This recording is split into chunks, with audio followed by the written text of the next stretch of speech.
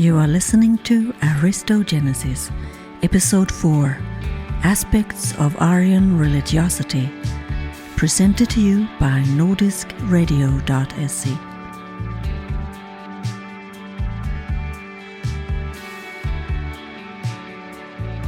On this episode of Aristogenesis, we're going to be looking into some of the key aspects of Indo-European religion, and how those original ancient Indo-European concepts evolved and expressed themselves in later Indo-European cultures, such as the Nordic, Germanic, Hellenic, Celtic and Roman civilization. As always, in these politically turbulent times, we have to once again clarify that the promotion of love for one's own people and their history is not to be equated with the promotion of hatred for others. With that said, let's begin.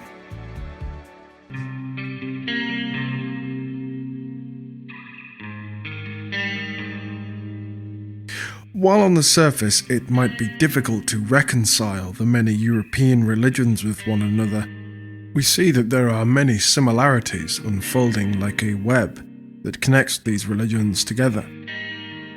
The Romans have a similar religion to the Greeks, who have a similar religion to the Thracians, who have a similar religion to the Celts, who are similar to the Germanics, and in turn the Nordics. None of these religions just sprang from nowhere and came about in isolation, but rather all of them hold similarities and connections with one another, and sprang from a single root. The evolutions of each branch of Indo-European religion reflects the culture of the men who followed it.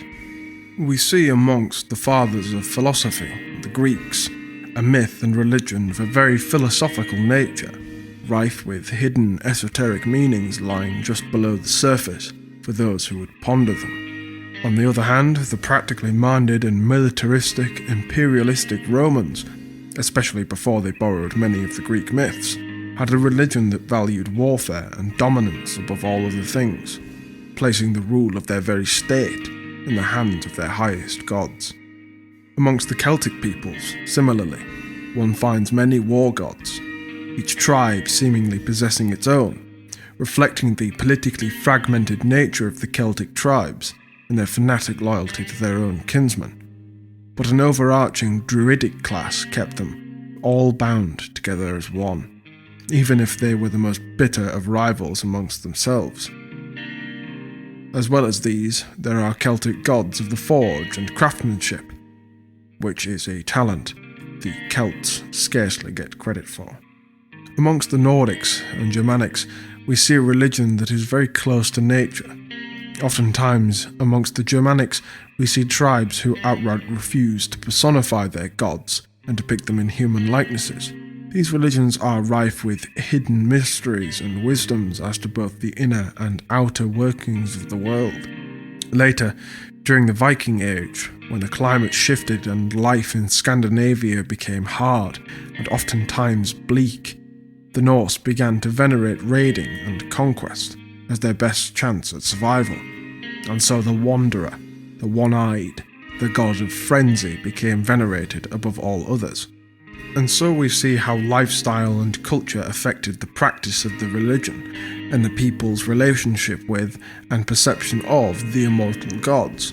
But we see time and time again the same archetypes and gods going under different names. The Norse Pantheon, some have theorized, did not originally have Odin at its head but Tiwaz. But to me it's not surprising that an oral, more tribal-orientated culture, whose myths reflected the world around them, changed the head of their pantheon over time, compared to the Greeks and Romans who meticulously wrote down everything concerning the gods, and had far-reaching, highly organized states, often having an unquestionable ruler or aristocracy overseeing them, and their relationship with the gods reflects this. The Romans, after they had done away with monarchy and formed a republic, saw Jupiter as their head of state. When Julius Caesar was famously presented a kingly crown in front of a large crowd, he declined, declaring to the people, "There is only one king of the Roman people, and that is Jupiter Optimus Maximus, to the cheers of many festival goers in attendance. Aristotle, in his book, The Politics, likewise acknowledges this, speaking of how the Greeks imagined Zeus as a king and the head of a kind of divine state, as the Greeks had originally lived in kingdoms, and so assumed that the gods must have organized themselves in the same way. You can listen to our reading of Book 1 of Aristotle's The Politics on our YouTube channel, and I highly recommend you listen to it, or pick up a copy to read for yourself. And thus, I would argue that all of these Indo-European gods, at least those main gods of the Pantheon, almost always 12 in number, are the same gods, and the different mythology and religious practices are not indicative of entirely different religions, but rather the same religion with different relationships with and perceptions of the gods, shaped by different cultures, environments, and lifestyles.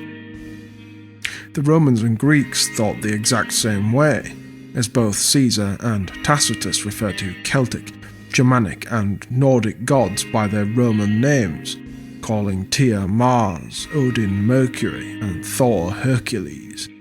The Greeks also wrote of the Scythians having worshipped Ares differently to all other gods, with Ares being the only god to whom they were permitted to build shrines. But it's unlikely that the Scythians used this Greek name for the god of war. But who were these gods? Where did they come from? Where did their worship first begin?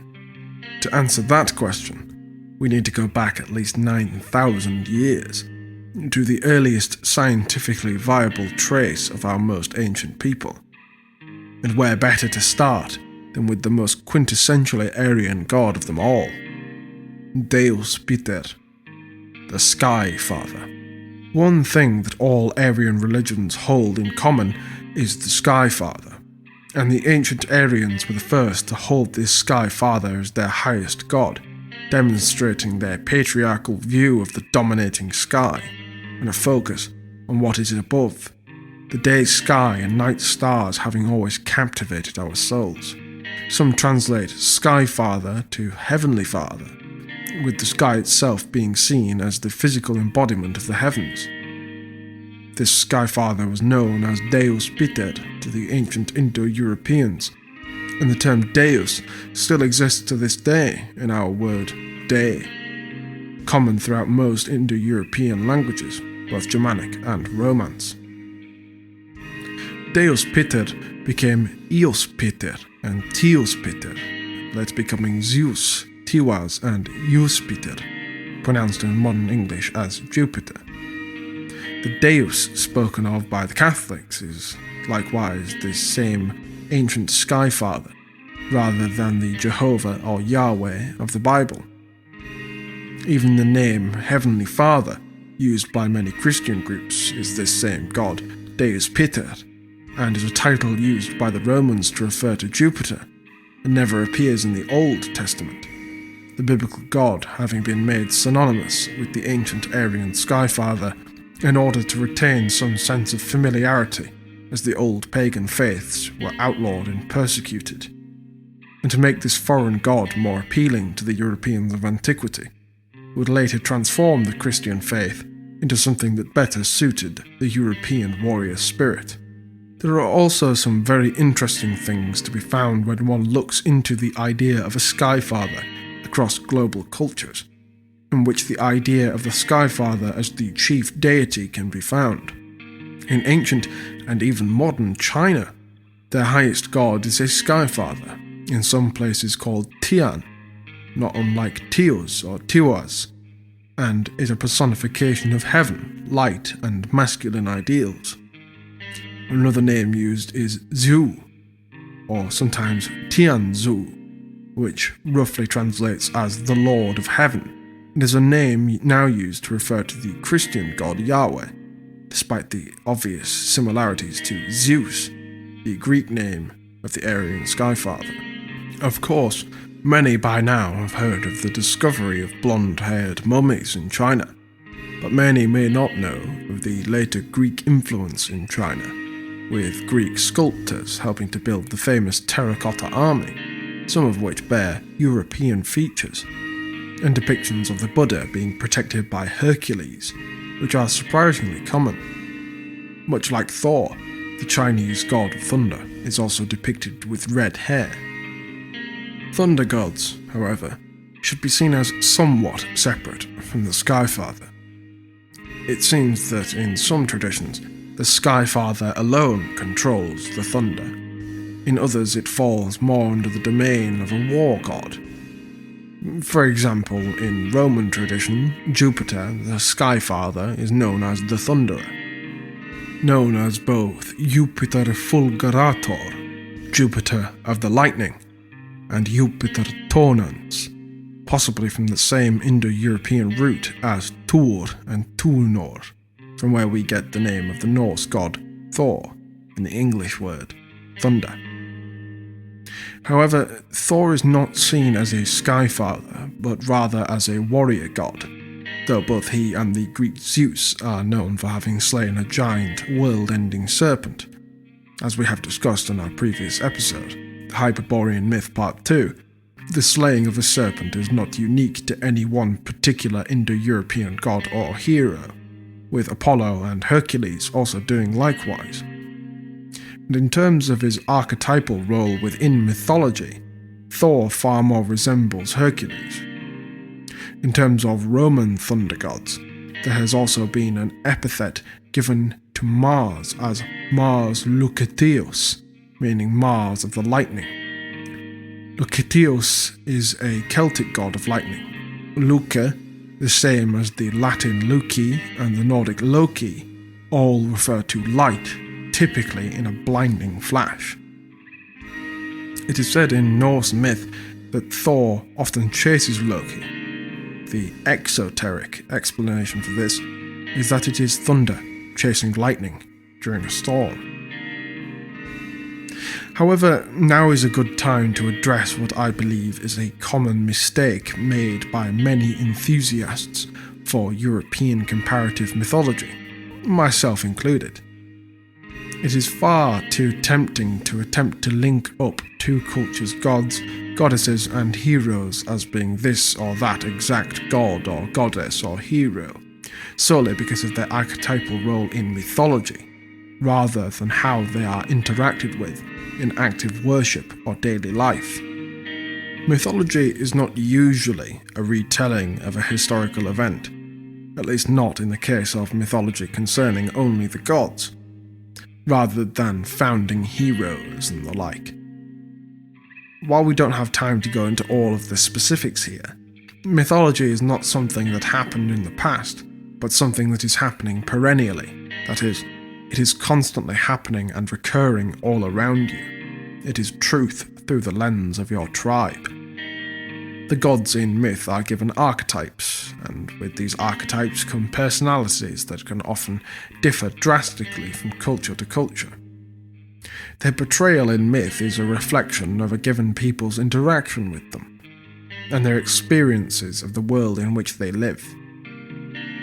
Myth can be seen as the polar opposite of the infantile escapism that our modern stories and films provide. To say that Odin is more like Mercury than he is Jupiter, and therefore one of them is wrong, is missing the point entirely.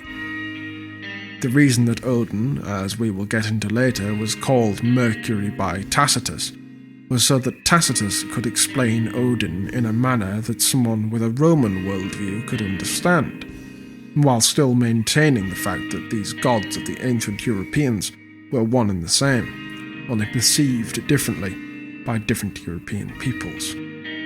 While it would certainly make our jobs easier, and arguably further the cause of the traditional European religions in general, to standardize all of the different forms of European traditional myth and religious practice, this would mean we would have to start cutting out bits and pieces of myth so that the gods fit better into a kind of religious jigsaw with the other gods of Europe, and then proclaim this as a kind of ultimate truth.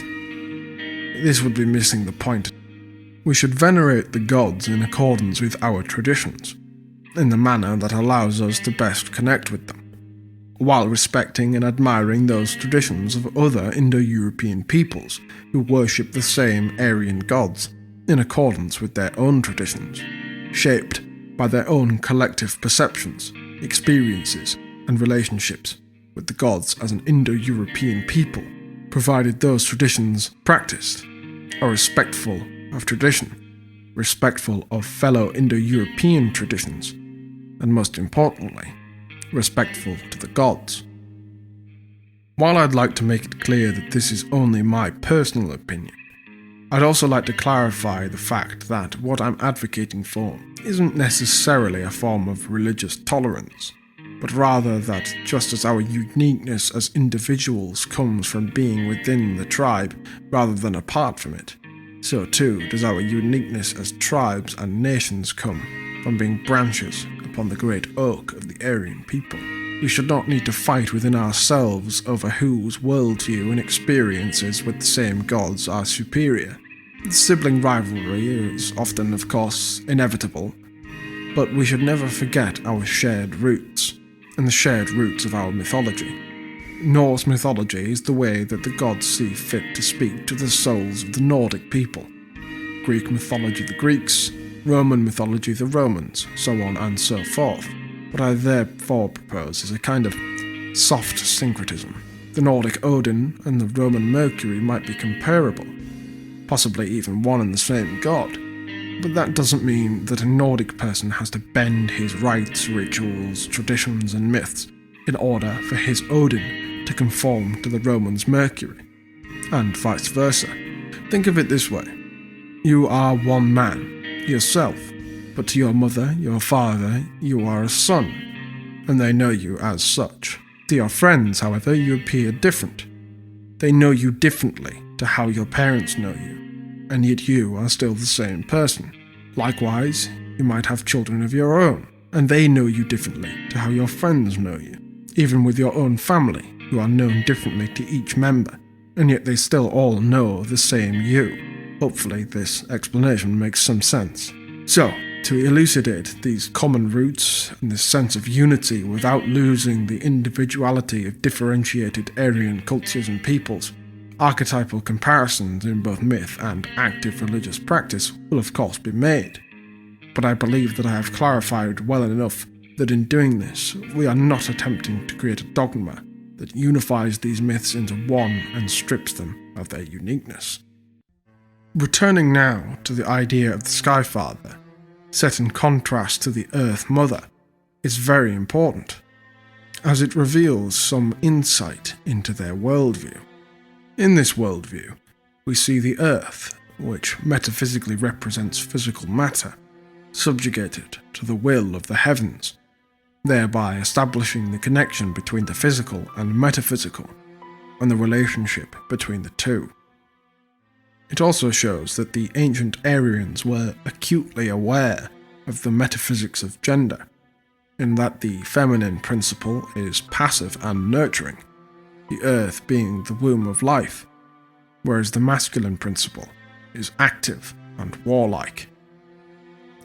The Egyptians, who, while having been found to have had blonde and red-haired men and women in their upper castes, curiously had an earth father and a sky mother, so their mythology is rather mysterious in many ways. This may be why the Egyptians were known to their contemporaries as effeminate, and were historically rather poor warriors, despite having a warrior caste in their rigid caste system. The Sky Father was said to be an all-seeing god of justice, to whom oaths would be sworn. He is all-seeing, and it was often said that the sun itself was his eye, looking down upon the world and judging the deeds of mortals. The sun, of course, later became worshipped as a separate deity, but that's a point of discussion for later in the episode. Regarding the Sky Father in terms of later Aryan religions, we have possibly the most well-known ideas of the Sky Father, Jupiter and Zeus, also known as the Heavenly Father to the Romans and Greeks. The Norse conception of the Skyfather, Tyr or Tiwaz, is a little more complicated.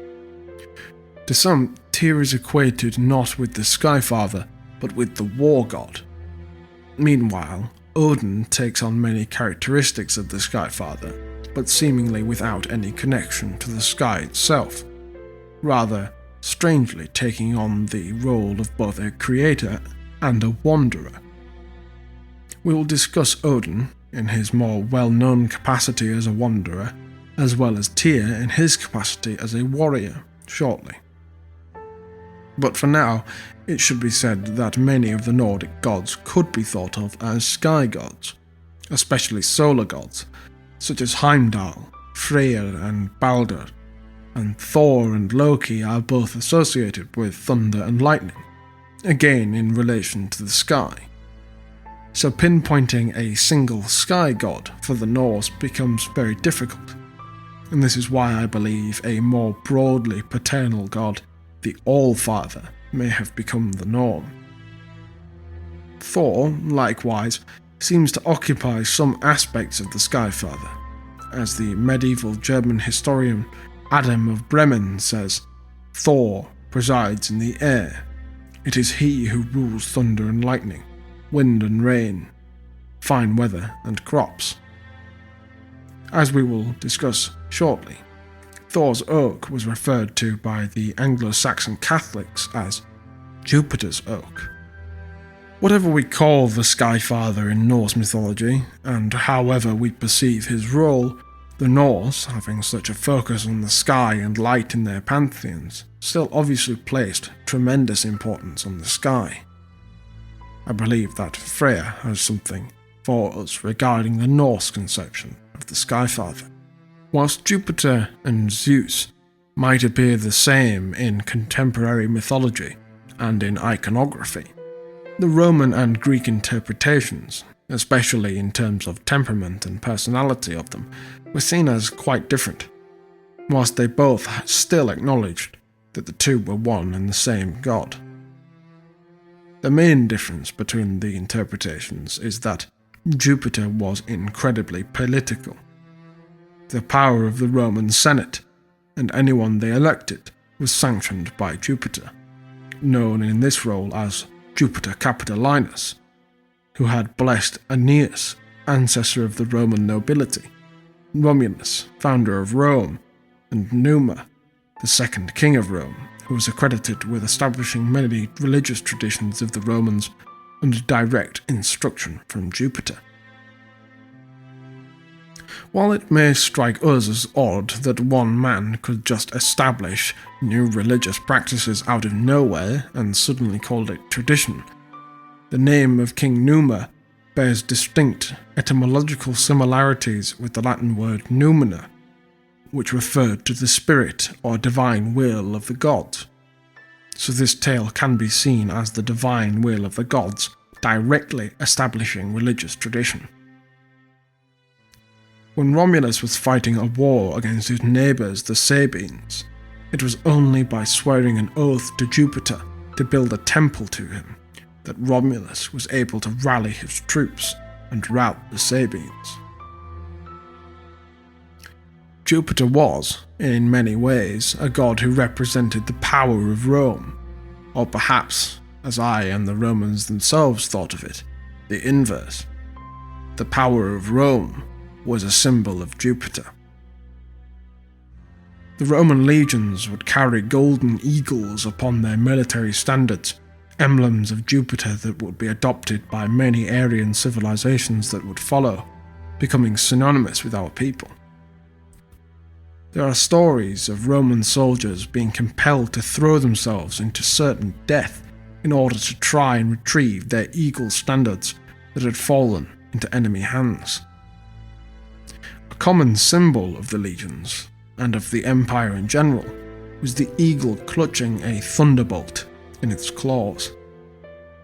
Strangely enough, it is this symbol of Jupiter that stands atop a Roman-style pillar at the Russian victory monument to the Battle of Poltava, possibly a sore spot for our Swedish listeners, for which I can only apologise. Originally, along with carvings of the Roman symbol of political power, the fasces, and the armour of a Roman officer. The Roman-style pillar was topped with 2 Roman statesmen dressed in togas, but was replaced in 1809, 100 years after the battle, with the eagle of Jupiter, seemingly giving some credit to the Roman skyfather for the victory. Interestingly enough, the Swedes in 1718, 9 years after the battle, began minting coins emblazoned with the image of Mars, the Roman god of war, and these coins are still out there for collectors to swipe up even now. Returning to the Greeks and Romans and their relationship with the Skyfather, there was also a very interesting battle that occurred between the Romans and Greeks at the Battle of Dium, an aptly named town at the foot of Mount Olympus, which was said to be the dwelling place of the gods. The night before the battle took place, with both sides encamped a few miles from one another, there was a blood moon in the sky, an event that even we in the modern day hold as being very ominous. The Greeks took this as a bad omen, that Zeus had abandoned them at the very foot of Mount Olympus. Whereas, a clever Roman general, who had studied as an astrologer, who was fully aware of the coming blood moon, told the Roman soldiers beforehand that if the moon were to turn red, it should be seen as Jupiter's anger towards the Greeks, and therefore a good omen for them. The battle ended with the Greeks surrendering to the Romans, their morale having been shaken by this most powerful omen.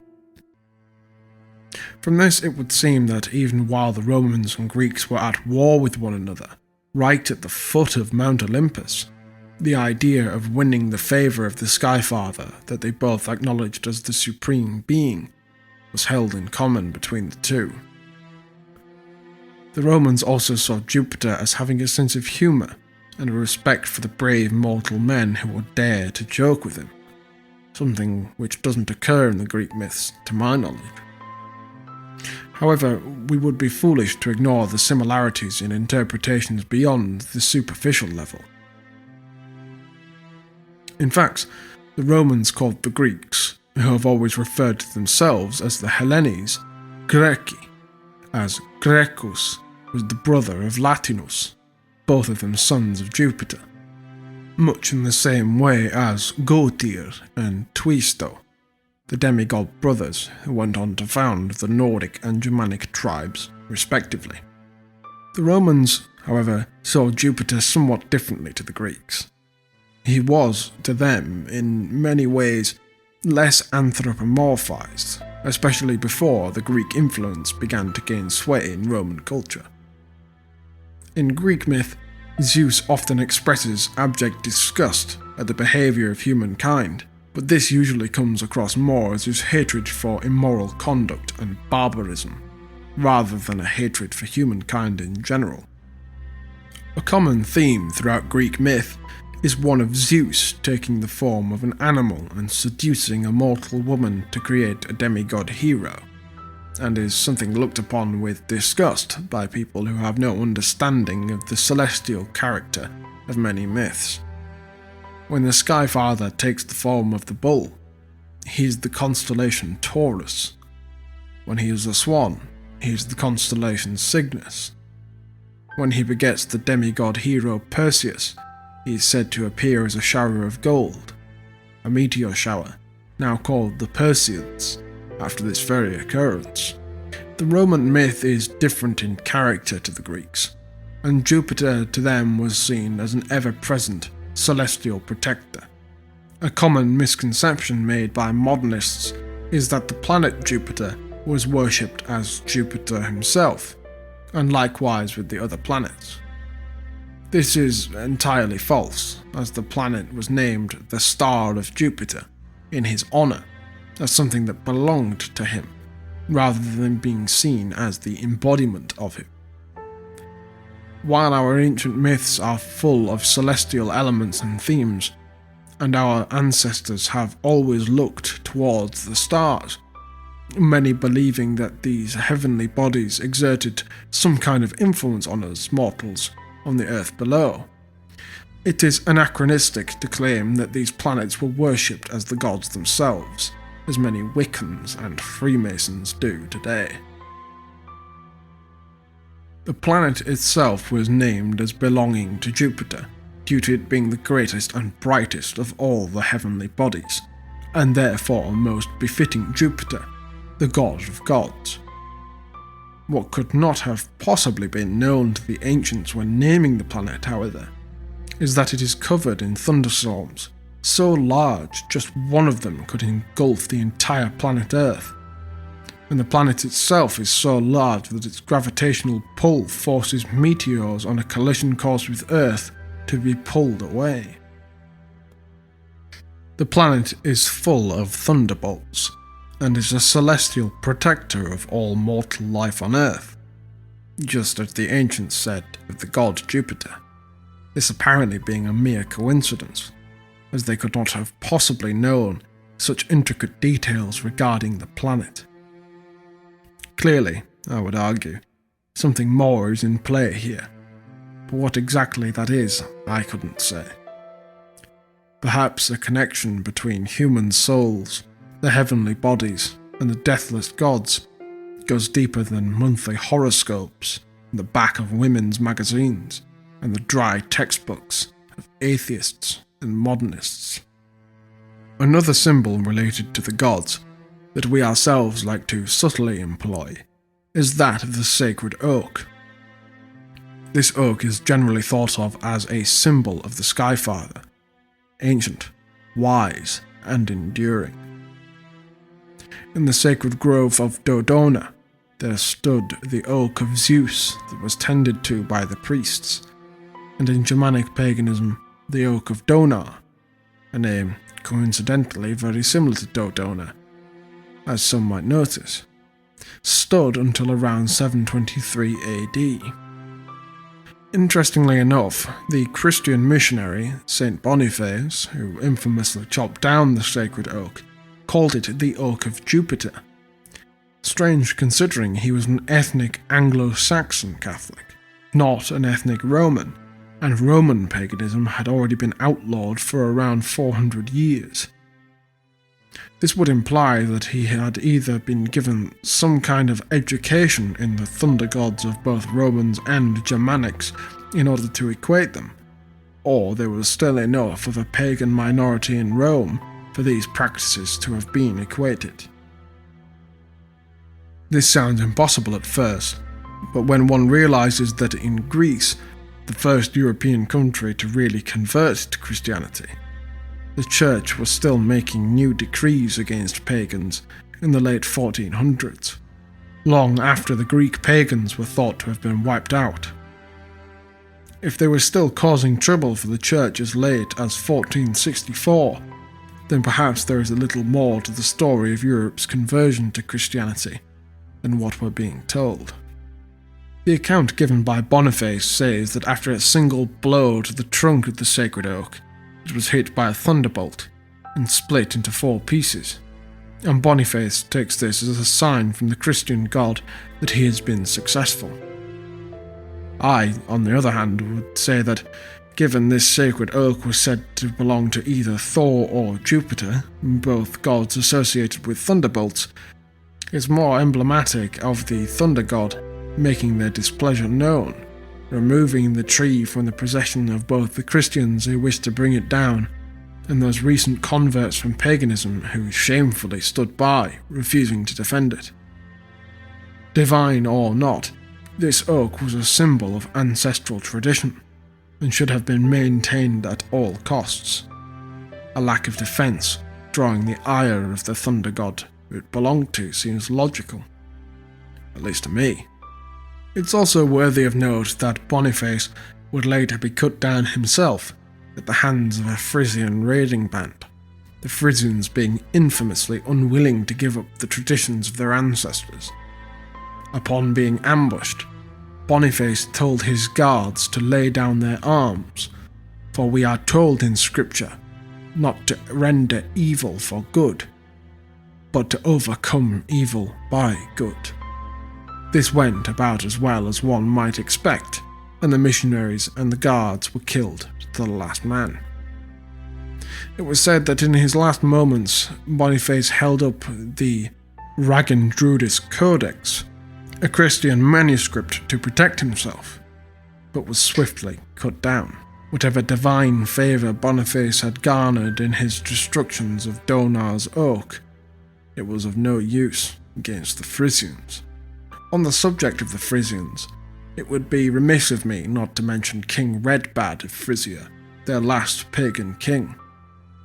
It was said that at the altar upon which he would be baptized as a Christian, he asked the priest where his pagan ancestors were, having not converted to Christianity. He was swiftly informed that all of his pagan ancestors were burning in the pits of hell for all eternity, but he would enjoy heaven after his baptism, just as all of his surrounding enemies had done before him. Upon hearing this, he stepped down from the altar and proudly declared, "Then I would rather be in hell with my ancestors than in heaven with my enemies." Regardless of one's own personal religious persuasions, it cannot be argued that this was not a man of bravery, integrity, piety and loyalty, who would not abandon his ancestors, no matter what. Alongside the Greeks and Germanics, the Slavic peoples likewise held the oak as a symbol of their skyfather, Rune, and the Lithuanians, the last European people to officially convert to Christianity, likewise held the oak as sacred. The Slavs were said by the Byzantine scholar Procopius to believe that one God, the maker of lightning, is alone Lord of all things, and they sacrificed to him oxen and every victim. A victim in this context is any animal chosen for sacrifice, rather than the allusion to human sacrifice. In fact, the only time that the Slavic peoples were said to enact human sacrifice to the Skyfather is if his sacred flame, which must be kept eternally burning, went out. The custodians who had allowed this flame to be extinguished would then be put to death to atone for their failure. This keeping of a sacred flame is common throughout various Indo-European peoples, such as the Roman Flamen, the priests who would tend to the sacred flames of the gods, and the Persian Magus or Magi, from whom we derive the word magic. The Arabic word for pagan or heathen is Maju, and you can see this word used very derogatively in the Islamic accounts of their encounters with the Vikings. With each mention of their name, the Islamic historian Ibn Hayyan uses the terms Maju and Northmen interchangeably, typically followed up with the phrase, "May Allah curse them." The Druids of the Celtic religion also performed all of their rites using oak leaves, and would typically perform them in oak groves, showing the very real importance of the oak throughout the European world. Interestingly enough, the association of the oak, the chariot, and the Indo-Europeans also appears in the Bible, in the book of Isaiah, in which the men of Judah have been influenced by the practices of the Philistines, who have been conclusively proven to have been Greeks. In the book of Isaiah, beginning chapter 1 verse 29, the book addresses those Israelites who have begun to adopt the traditions of their Indo-European neighbours and rulers in some cases. You will be ashamed because of the sacred oaks in which you have delighted. You will be disgraced because of the groves that you have chosen. For you shall be like an oak whose leaf withers, and like a garden without water. The strong man will become tinder, and his work will be a spark.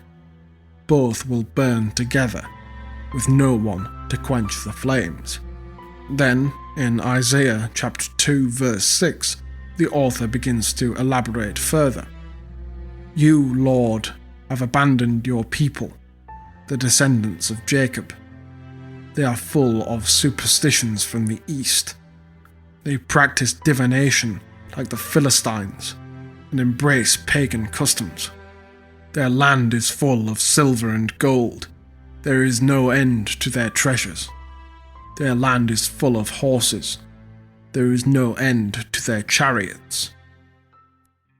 Across Canaan and the Middle East, many of the ethnic nation-states that existed there were ruled by a group called the Marians, or the Marianu. They were a chariot-riding warrior nobility. Sound familiar? These chariot-riding warrior nobles, called the Marians, seem to have a lot in common with the chariot-riding warrior nobles called the Aryans, with Marian being spelt exactly how one would think. The Canaanite name derives from the Akkadian word for purple, due to the purple fabrics they were famed for dyeing and trading with. These fabrics also made an impression on the Greeks, who likewise named them after their word for the colour purple, calling them Ponikites, or Phoenicians. The term Ponikites, translated in Latin, became Punicus, eventually become Punicus, from whence we derive the word Punic. Despite the confusion regarding names, the Phoenicians, Punics and Canaanites were an ethnically related group, who in recent studies have been found to have had some European DNA and some European haplogroups, rather than the native Semitic DNA of many of the surrounding civilizations, despite the fact that they, for the most part, spoke Semitic languages. For example, the men of Carthage, or Carthadash in their native tongue, were the most well-known of the later Punic civilizations, at least outside of Mesopotamia. They called their highest god Baal, which means Lord, and he was equated with Saturn by the Romans due to Saturn having eaten his children in Greco-Roman myth, and child sacrifice to Baal, the Lord, was a common practice. The binding of Isaac in the Old Testament, of course, comes to mind. There is a distinct difference here, however. Saturn devouring his children is allegorical. Saturn, the god of time, devours his own creations, as time likewise devours everything that it creates. The child sacrifice to Baal was, however, a very real occurrence, and one of the things that prompted the Romans into war with Carthage, appalled at these disgusting practices taking place at the hands of the Punic priests. Oxford University's Faculty of Classics, Dr. Josephine Quinn, said in her paper, "It is becoming increasingly clear that the stories about Carthaginian child sacrifice are true. This is something the Romans and Greeks said the Carthaginians did, and it was part of the popular history of Carthage in the 18th and 19th centuries. But, in the 20th century, people increasingly took the view that this was racist propaganda on the part of the Greeks and Romans against their political enemy, and that Carthage should be saved from this terrible slander. What we are saying now is that the archaeological, literary, and documentary evidence for child sacrifice is overwhelming, and that instead of dismissing it out of hand, we should try to understand it. The Carthaginians called their priests Cohen, and their chief priests Rab, derived from the same Semitic root word for which the term rabbi also originates. These are very odd things to find when DNA evidence points to at least some Carthaginians having been Europeans, or at least somewhat European. But equally, Carthage was not so much a militant empire as a merchant one that attracted traders from across the world, which would have inevitably led to a very ethnically diverse population. The aptly titled Punic Wars are, in my opinion, a defining moment in European history, and one that should be discussed from the traditionalist lens. I would love to take the opportunity to discuss them properly sometime in the future, but for now I must digress. While in many Indo-European cultures, the Skyfather was directly involved in matters of warfare. The art of war as a whole, and especially the fighting of battles, was given to a separate deity, almost always the son of the Skyfather, and often seen as some kind of progenitor and divine ancestor, and protector of a people. The war god is known to us now by many names. He is Mars, Ares, Tyr, Svetovid, Teutonis, Nergal and Camulos, amongst many others. Many warlike peoples would trace their ancestry to the war god, and of course his favour would be sought before battle in order to attain divine favour. Of course, one of the symbols that is common throughout European history, especially in the Nordic context, is the Tyr rune, which has become somewhat controversial in the modern day.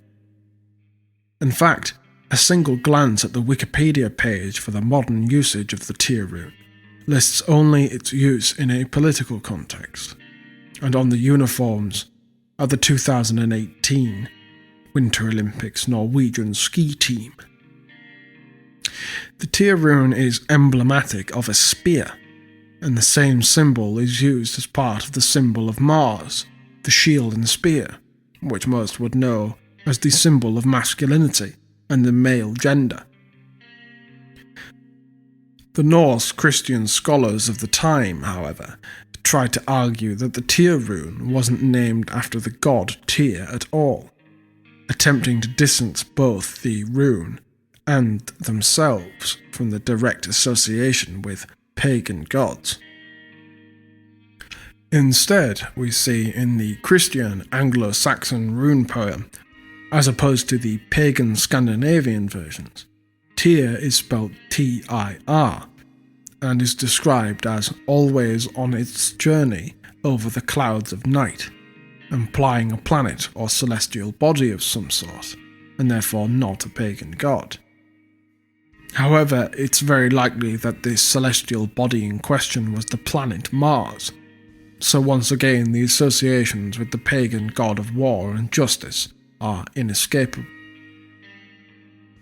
In the Norse myth of the poetic Edda, the legendary hero Sigurd has slain a dragon.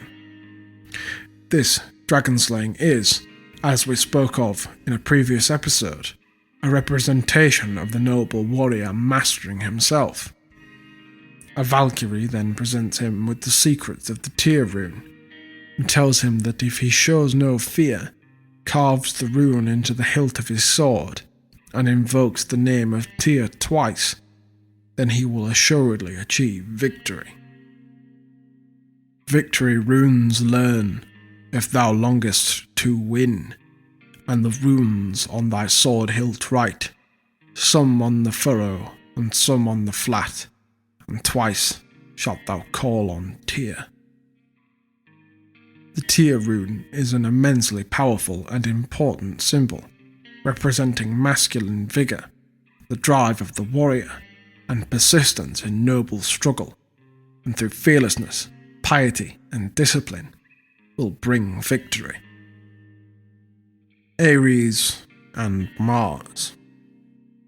Both are war gods, and are depicted in very similar iconography. Both were thought to bring strength and endurance on the battlefield, and the Romans and Greeks concluded that the two were one and the same. Yet, in mythology, their roles and personalities are very different.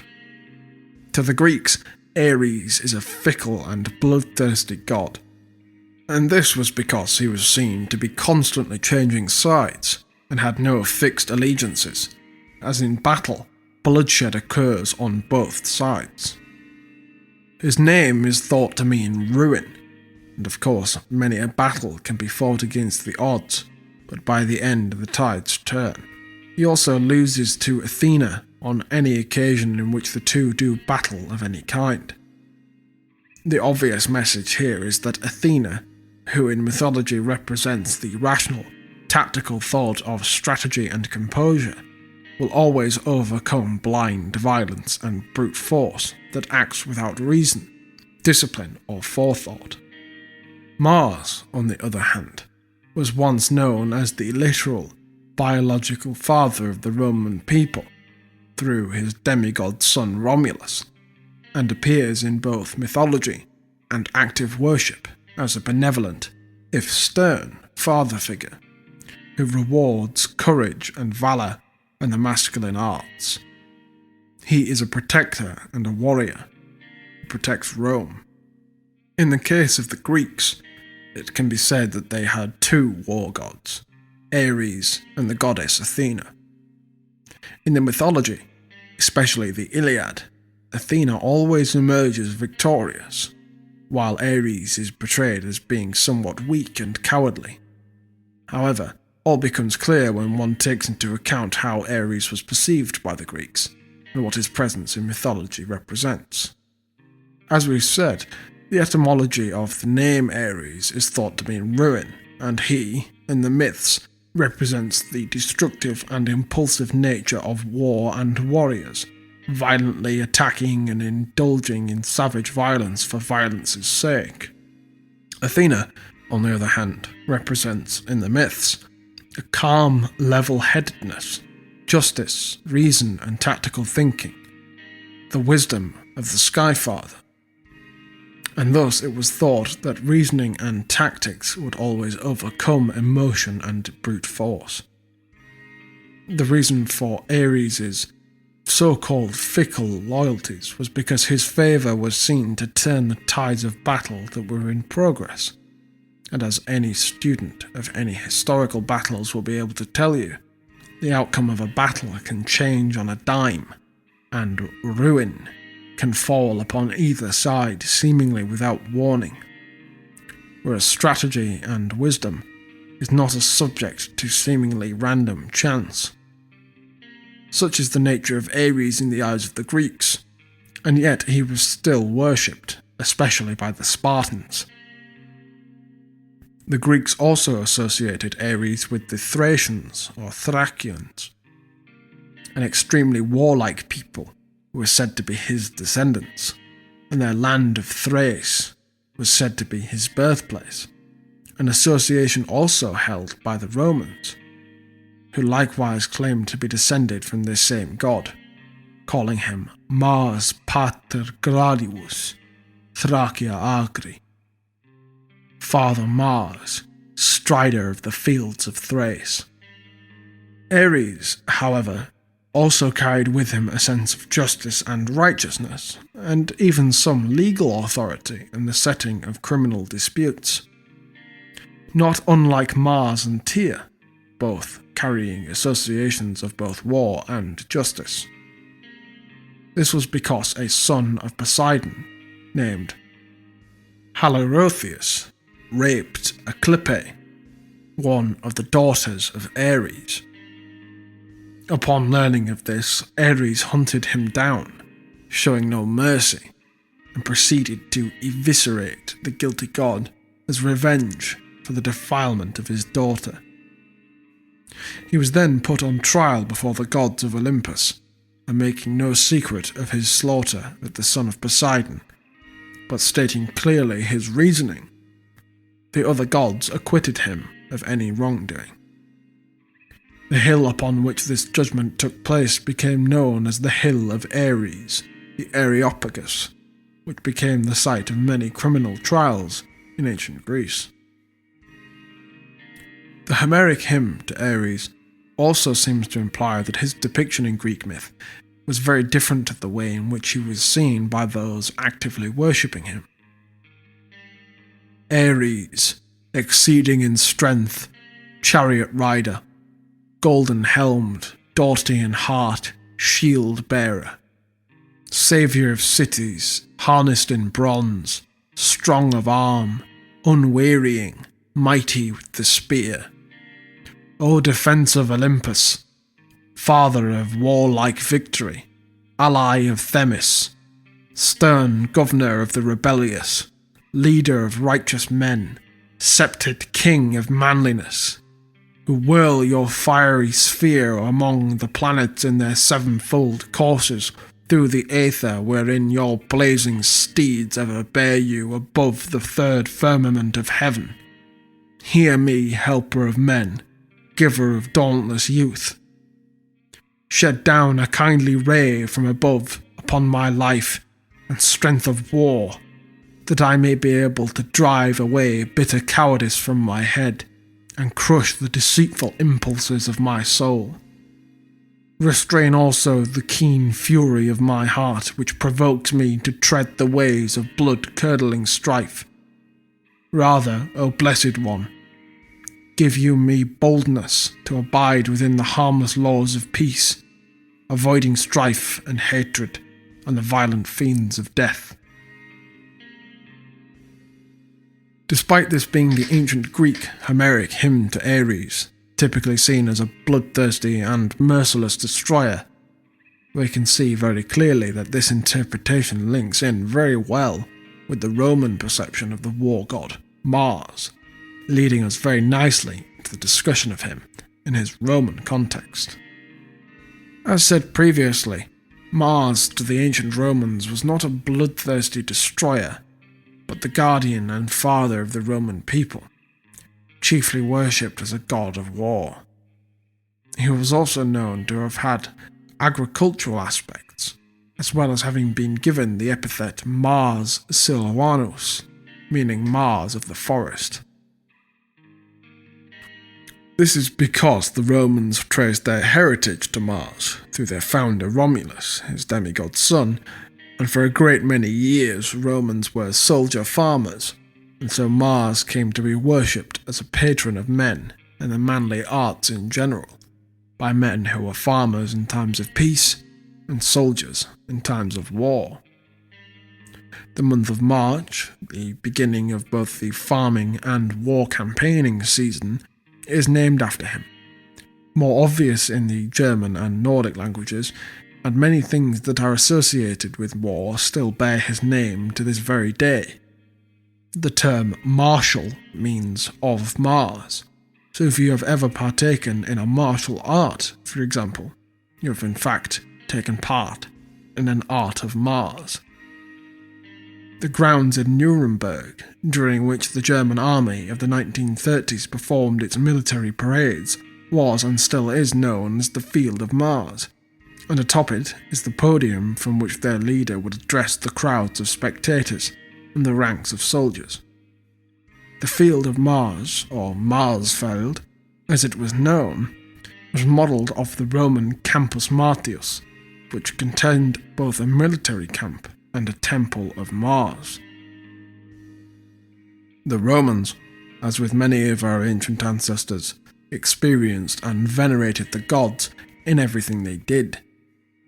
A small area of the city of Rome today still bears its name, known as Campo Martio, but the size of these sacred grounds to the Indo-European ancestral god of war was significantly reduced. Once the worship of Mars was outlawed, the temple and altars were destroyed, and eventually the Pope repurposed these sacred grounds as a ghetto to house the Jewish population of the city. This podium itself is actually based off of the altar of Pergamum, which is a giant monument to Zeus depicting a battle between the celestial Aryan Olympic gods and the Chthonic giants, and was moved to a purpose-built Berlin museum just in time to catch the eye of a young Austrian painter. The altar also heavily inspired the German architect Wilhelm Kreis in his design of a monument to be built at the foot of Mount Olympus, which was never realised. This monument to the Aryan Skyfather that has, in its magnificence, inspired many Europeans over time, seemingly invigorating their noble spirit, is also mentioned in the Bible. In the book of Revelation, chapter 2, verse 12, Christ himself says to the prophet John, "To the angel of the church in Pergamum write, These are the words of him who has the sharp double-edged sword. I know where you live, where Satan has his throne. yet you remain true to my name.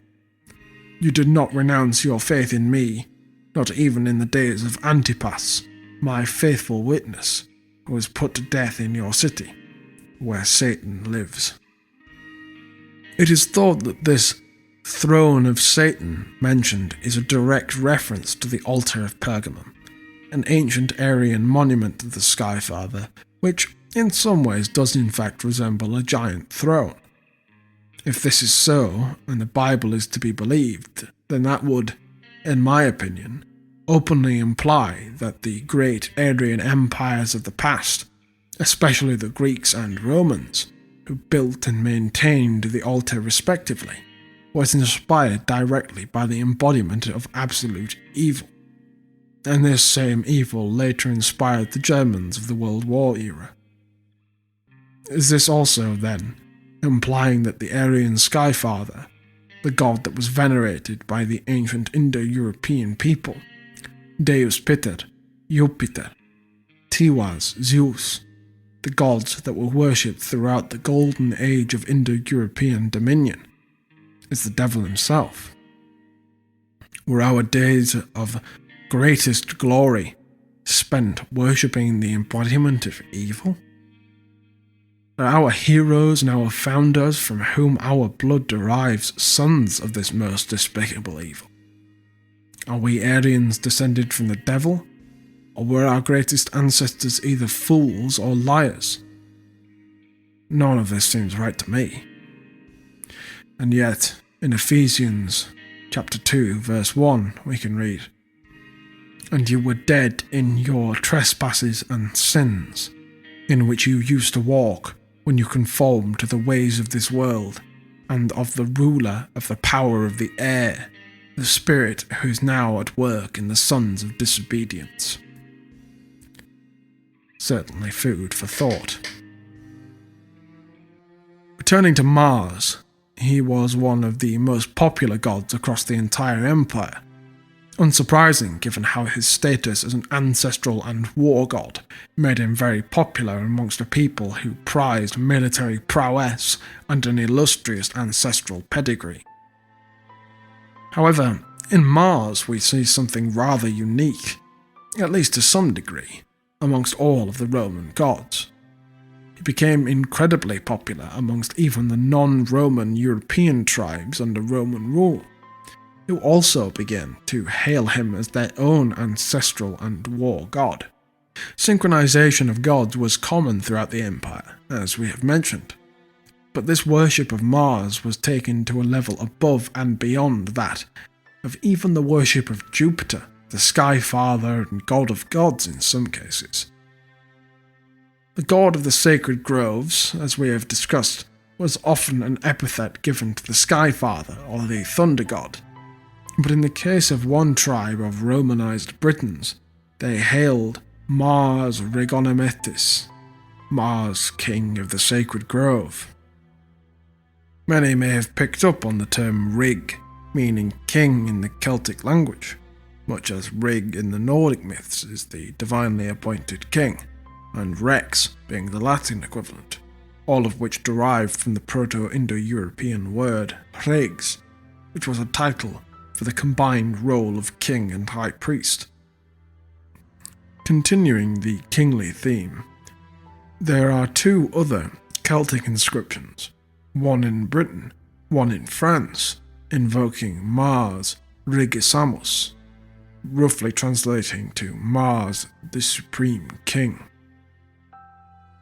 In one Celtic inscription found in France, he is even called Mars Albiolix, meaning Mars, King of Albion, the old Celtic and Greek name for the island of Britain, Alba meaning white, in reference to the white cliffs of Dover. The most interesting reference to Mars, however, is to him as an ancestral god, not just of the Romans or the Thracians, but seemingly the tribes of Europe as a whole. A group of people I'm sure many of you are familiar with are the Teutonis, or Teutons, now a word used for the Germanic peoples as a whole.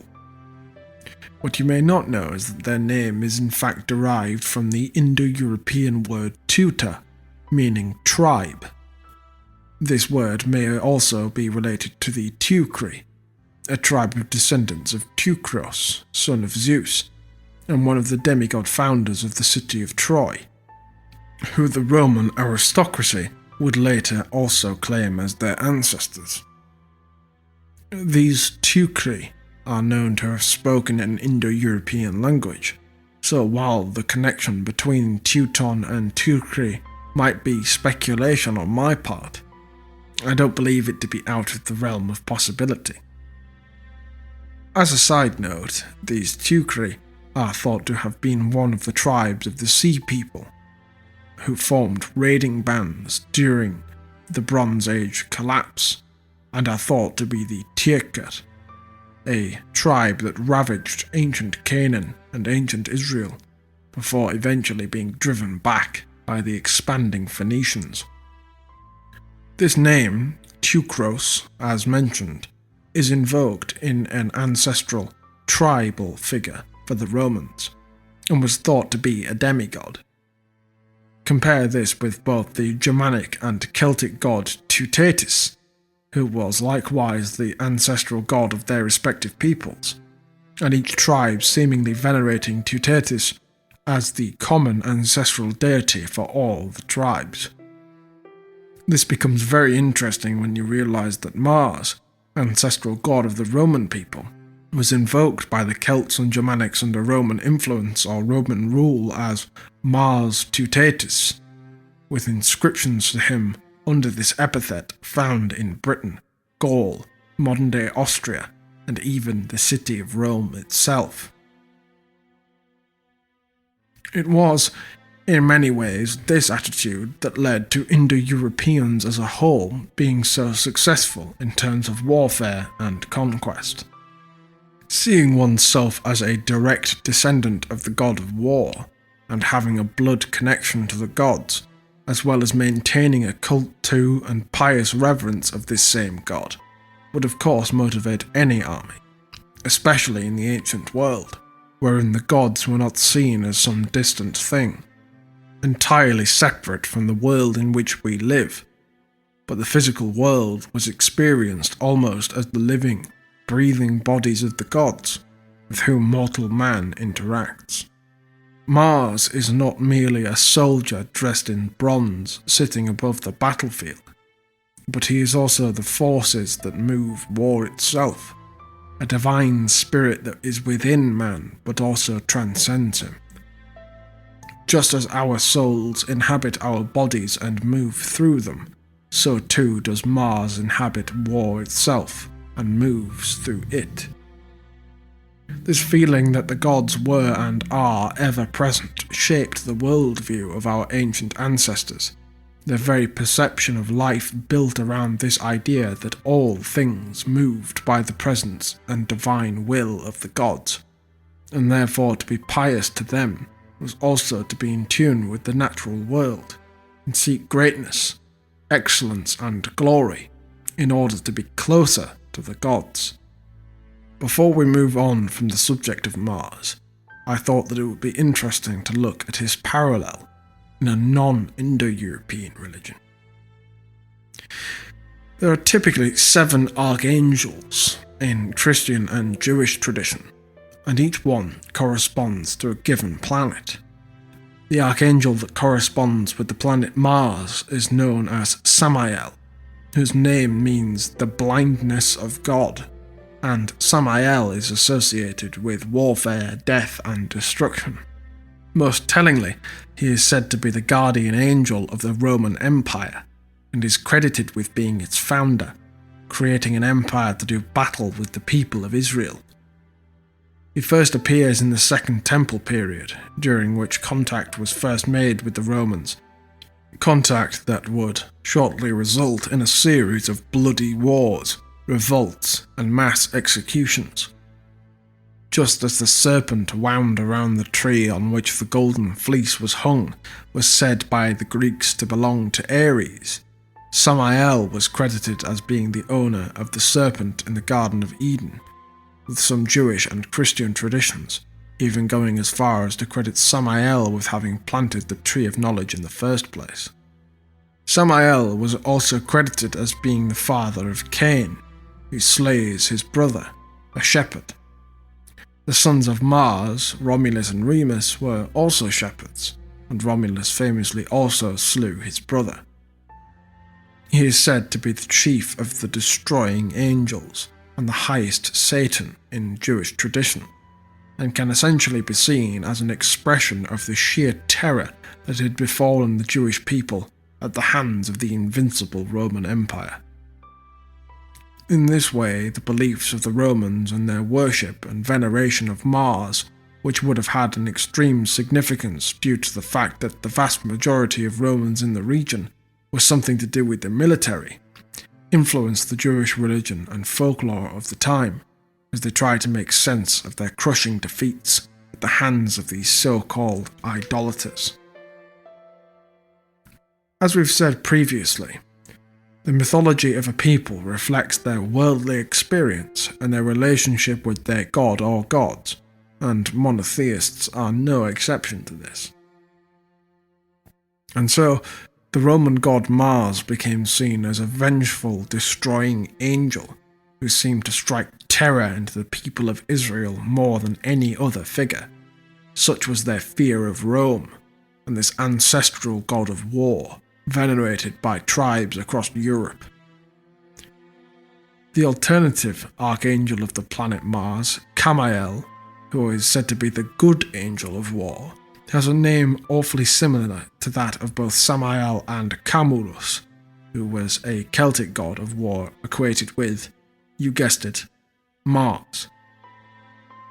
As we examine these changes in tradition, shaped by a combination of a change in worldview and worldly experience, and the views of those who now ruled over them, it is worth considering, then, that the Old Testament may not be as free from outside influence as some might claim, and that many practices, traditions, and myths may have been taken from the various pagan neighbours and rulers of ancient Israel and Judea, and adapted to suit a people who would later become monotheistic.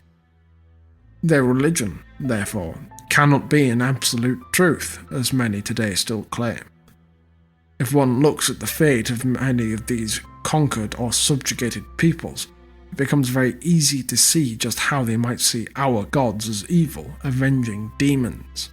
But their greatest revenge was convincing us to see our own gods in the same way. For we learn in Corinthians chapter 10, verse 20, the pagans sacrifice only to demons. So said Saul, who speaks with similar rhetoric throughout the New Testament. Another common theme in Aryan religion is that of the travelling god, who is associated with both literal travelling as well as travel between states of being, such as life and death, and leaving the physical body in any form of trance or even the metaphorical journey of learning something, especially something spiritual. In Greek and Roman mythology, this god is known as Hermes or Mercury, and his symbolism in esotericism and alchemy is all to do with him being a teacher and a crosser of metaphysical boundaries, becoming known as Hermes Mercurius Trismegistus, Hermes Mercury the thrice-born. A lot of these modern ideas of so-called Hermetic alchemy were based in part on Greek and Roman mystery traditions, in part Neoplatonism, and in part by the mysteries of the Egyptians, but have now been co-opted by these shadowy organisations such as the Freemasons and their darling Mr. Crowley, of whom I'm sure many of you are unfortunately aware. If one wants a real scholar of Hermeticism and alchemy, however, we can recommend no one higher than Julius Evola, whose works are consistently exemplary, and his work on the subject does not disappoint. Returning to Hermes, he appears in many myths, such as the theft of Apollo's sacred cows, and as Zeus's messenger in Prometheus Bound. or the Aeneid to spur Aeneas on his journey to his new land. One very important myth, however, relates to the story of Zeus and Hermes visiting houses in disguise as ordinary mortals and asking for hospitality, thereby invoking the earlier mentioned sacred oath of the Ghosty. They are met with hostility and turned away, and one man even tries to kill the disguised Zeus and eat him in a truly Saturnian fashion. The two of them are given hospitality only by two demigods, who are husband and wife, Deucalion and Pyrrha. They are spared, later giving birth to many sons, one of whom being Hellen, father of the Hellenic Aryans. We can therefore assume that these other children, who are credited as having founded many tribes, were likewise Aryans themselves. They were contrasted with the earth-born races that we have briefly discussed in previous episodes. Hermes is seen as a teacher and a messenger of the gods, two functions that are treated as independent by modern mythological scholars, but for those with an eye for the real meaning in mythology, the connection between these two roles is obvious. He is also credited as having invented letters in an ancient Anglo-Saxon riddle, rather ominously titled Solomon and Saturn. Whether these letters were those of the Latin alphabet or those of the runes is unclear, but I think that the idea of him having created both will become clearer when we elucidate who exactly Mercury really is to many of you listening. Alongside letters, he was also credited with having invented poetry, many athletic sports such as boxing, and was known to collect the dead and lead them into the afterlife. He was also known as a bit of a trickster, as well as being regarded as both wild and deviously civilized in equal measure. His status as a messenger, as well as his close proximity to Apollo in many of his appearances in myth, led to him being associated with the messenger birds of Apollo, ravens. Short of only having one eye, I'm sure many of you have already guessed exactly where I'm going with this comparison.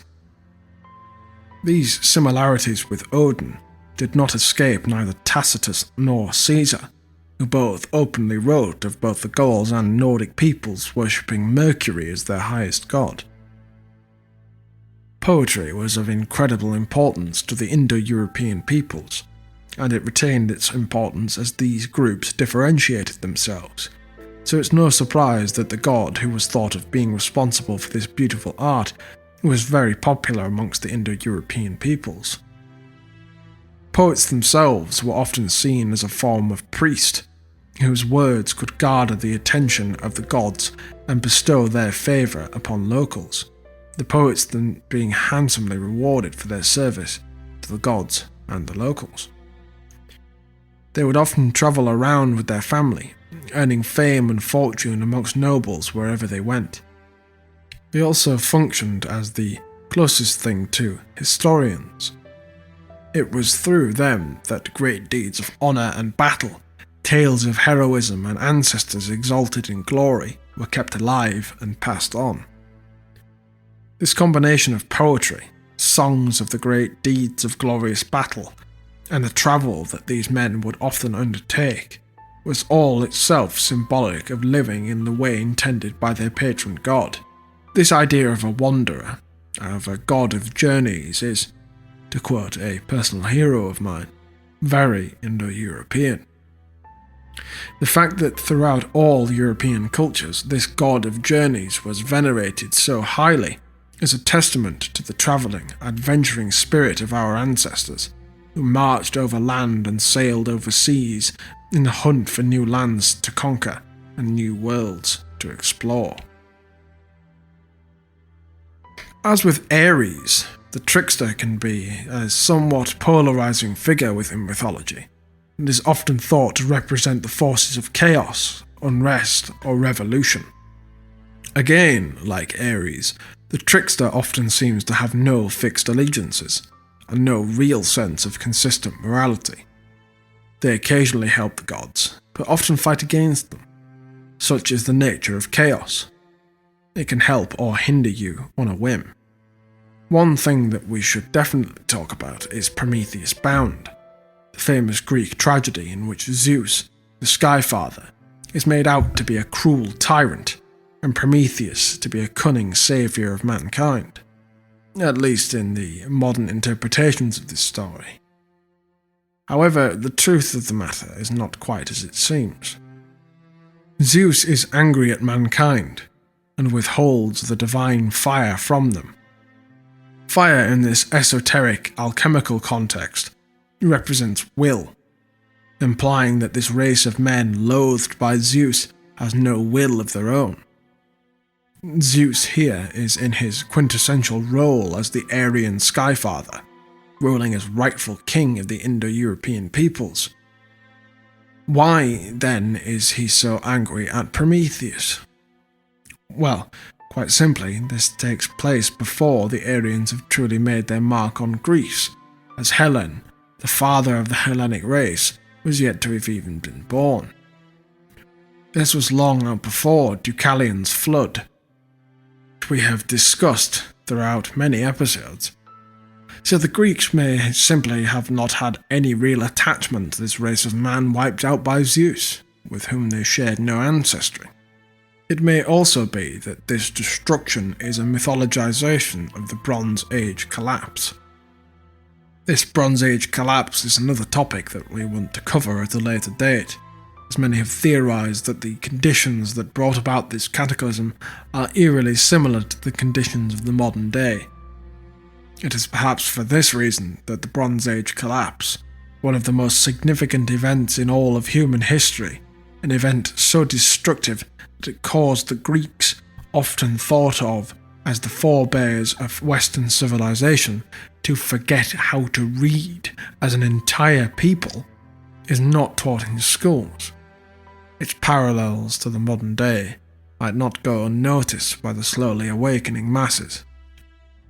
Prometheus is credited as having shown these pre-Aryan peoples of all Earth how to yoke horses, how to engage in philosophy, and how to use mathematics, amongst other things.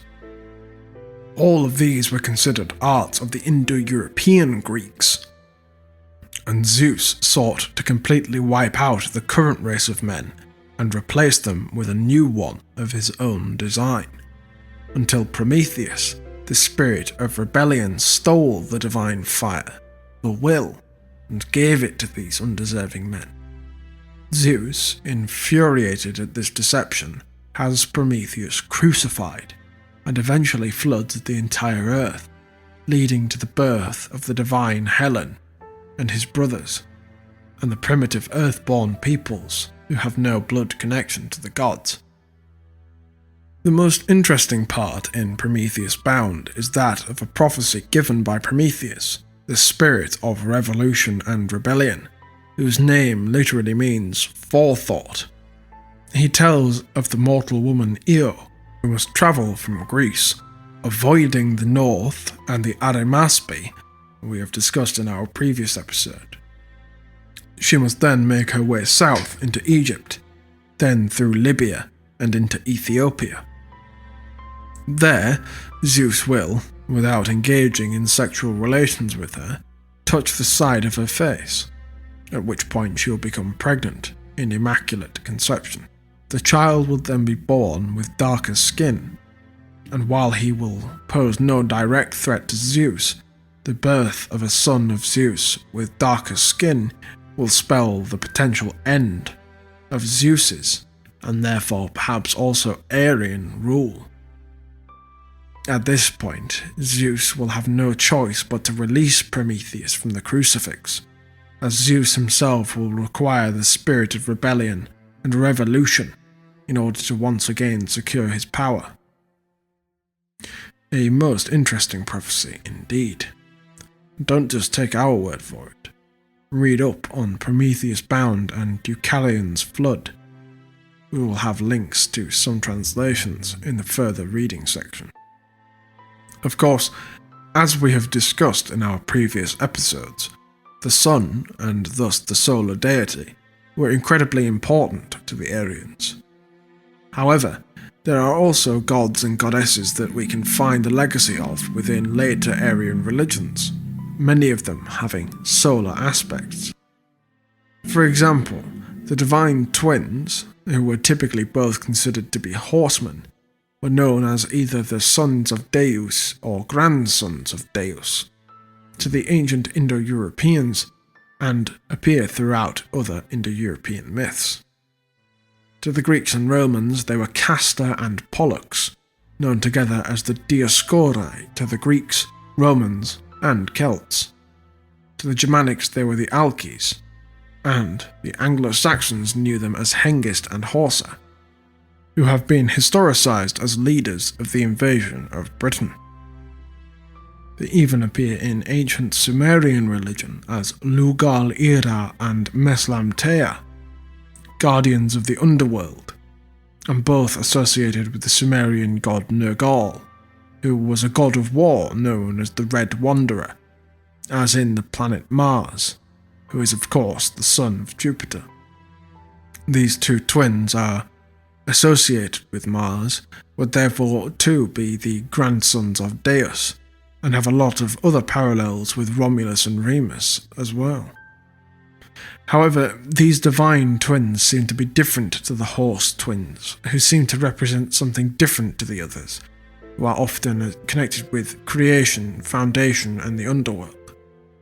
These twins are more of a kind of solar guardian, appealed to by the ancients for guidance and assistance.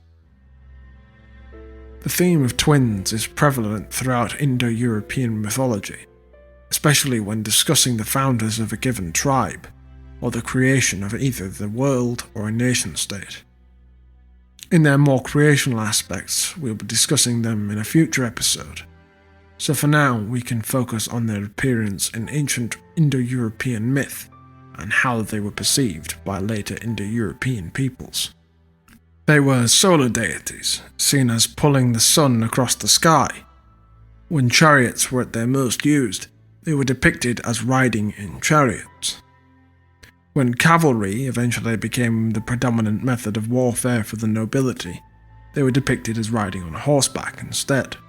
They were the brothers of Hausos, the dawn goddess, known as Eost to the Greeks, Estare to the Germanics, and Aurora to the Romans. It was thought that the dawn goddess was in peril, at risk of drowning in the sea, and so these horse twins took hold of her and pulled her to safety, thereby causing the dawn to emerge in the sky. This rescue at sea led to them eventually being seen as patrons of sailors, who intervened to rescue drowning men who had worshipped them dutifully. They were often contrasted with one another, with one being a strong warrior adept at warfare, whereas the other is a skilled healer who provides assistance to those seeking love, as well as farmers and statesmen. They were, in effect, seen as patrons for manly pursuits in general. During the night, it was said that they would rest in the Isles of the Blessed, which we will cover in a future episode on underworld myths. When looking into the later interpretations of these horse twins, we find amongst the Germanic peoples such as the Lugi and Vandals the worship of two poorly attested twin brothers called the Alkes, of whom unfortunately little writing exists save for the accounts of Tacitus.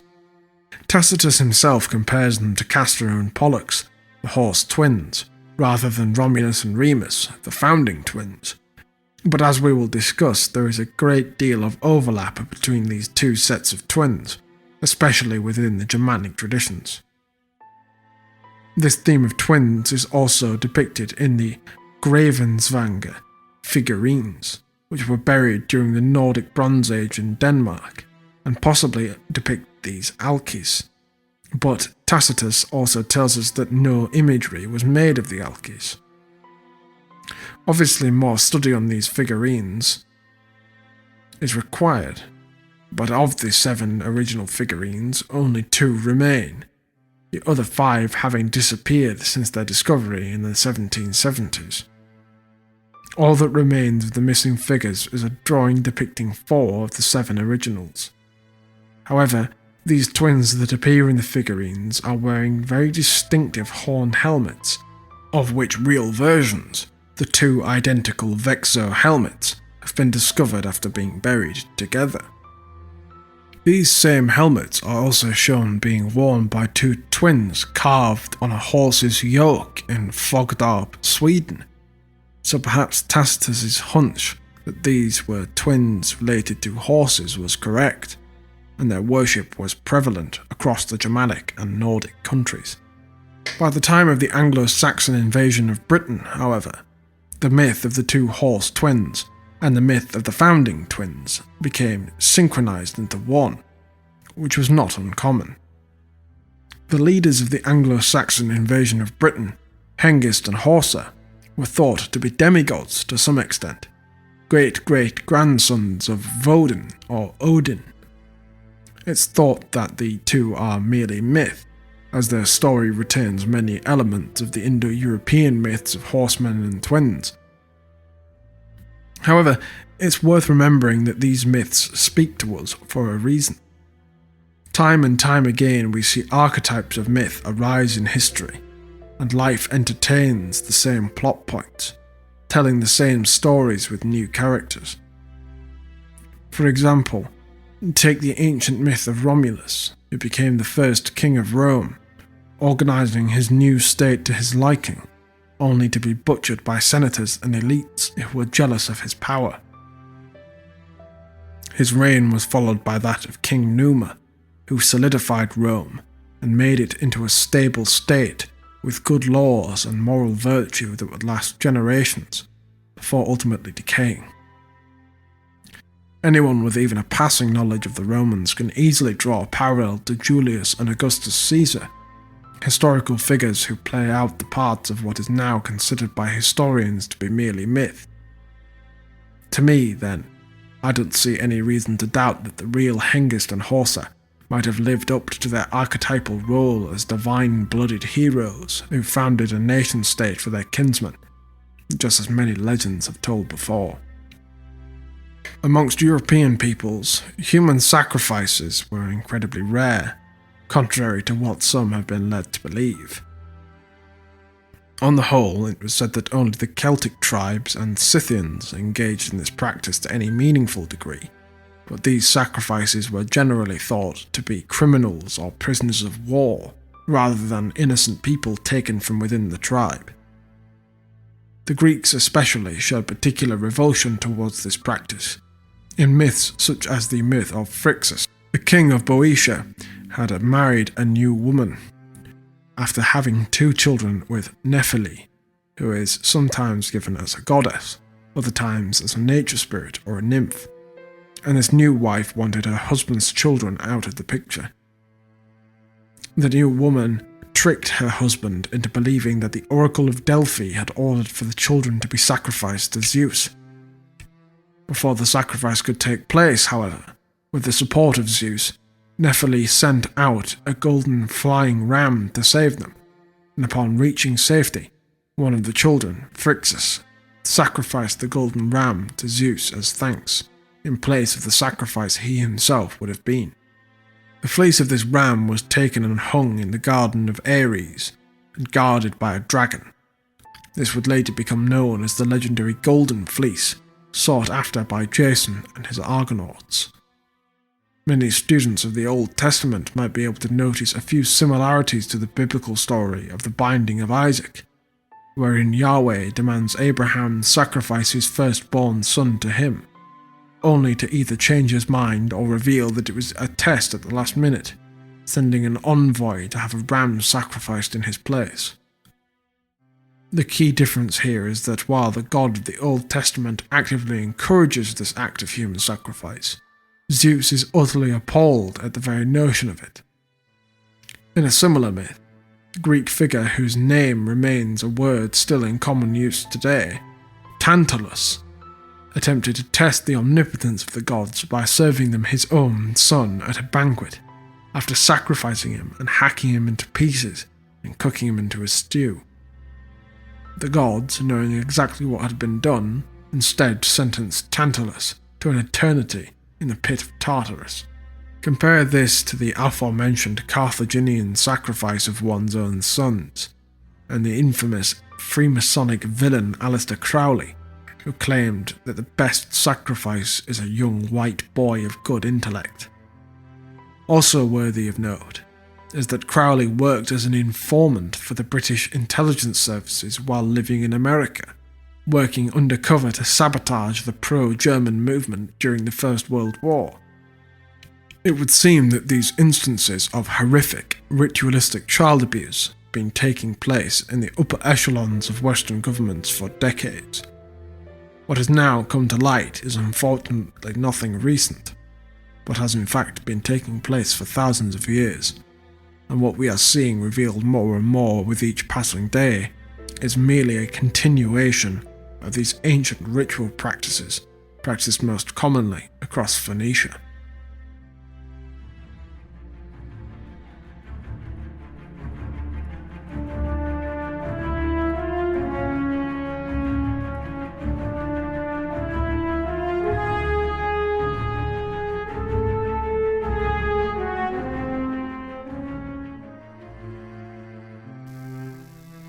In the traditional Indo-European civilizations of our ancestors, not only the context and the substance of the religious beliefs were different, but most importantly the attitude, the conduct. I find it important to highlight and investigate some aspects of Aryan traditional religiosity, which is the formalization and expression of Aryan spirituality. Aspects that may help us understand our forefathers, understand ourselves, and also help us sort out this clump of modern European, Western, Christian religiosity, which is so confusingly entangled with and burdened by Semitic elements, so alien to the traditional Aryan mentality and worldview. Tyrus said that a very characteristic aspect of the Aryan religious attitude and generally the Aryan traditional worldview was its surprisingly non-dogmatic nature. To be dogmatic means to follow a doctrine, moral or religious, without questioning it, a doctrine authoritatively proclaimed as an undeniable truth. In religious terms, this doctrine is usually a revelation from above, by a distant despotic god, and usually through a prophet. A revealed faith which is common and inherent of the Semitic people. Religions of this kind, religions with a founder, are products of the mentality of the Oriental races, the races of the desert, as the extremely perceptive race scientist Hans Günther wrote. A dogmatic religious attitude has some fundamental characteristics. It is zealous. There is this overwhelming and fiery excitement and impulsiveness that this faith is the only true faith in the world, and that the world will never be truly liberated until it embraces this faith, until all people of all races everywhere in the planet convert into this religion that claims to hold the universal truth. An almost manic conviction that this belief, this revealed faith, is the only valid before God. This ardent, zealotic spirit gives birth to expansion, missionary work, in order to convince, to convert, and to proselytize the infidels, the heathens, and the Gentiles. And when arguments and reasoning don't work, the missionaries don't give up, then comes the whip and the sword.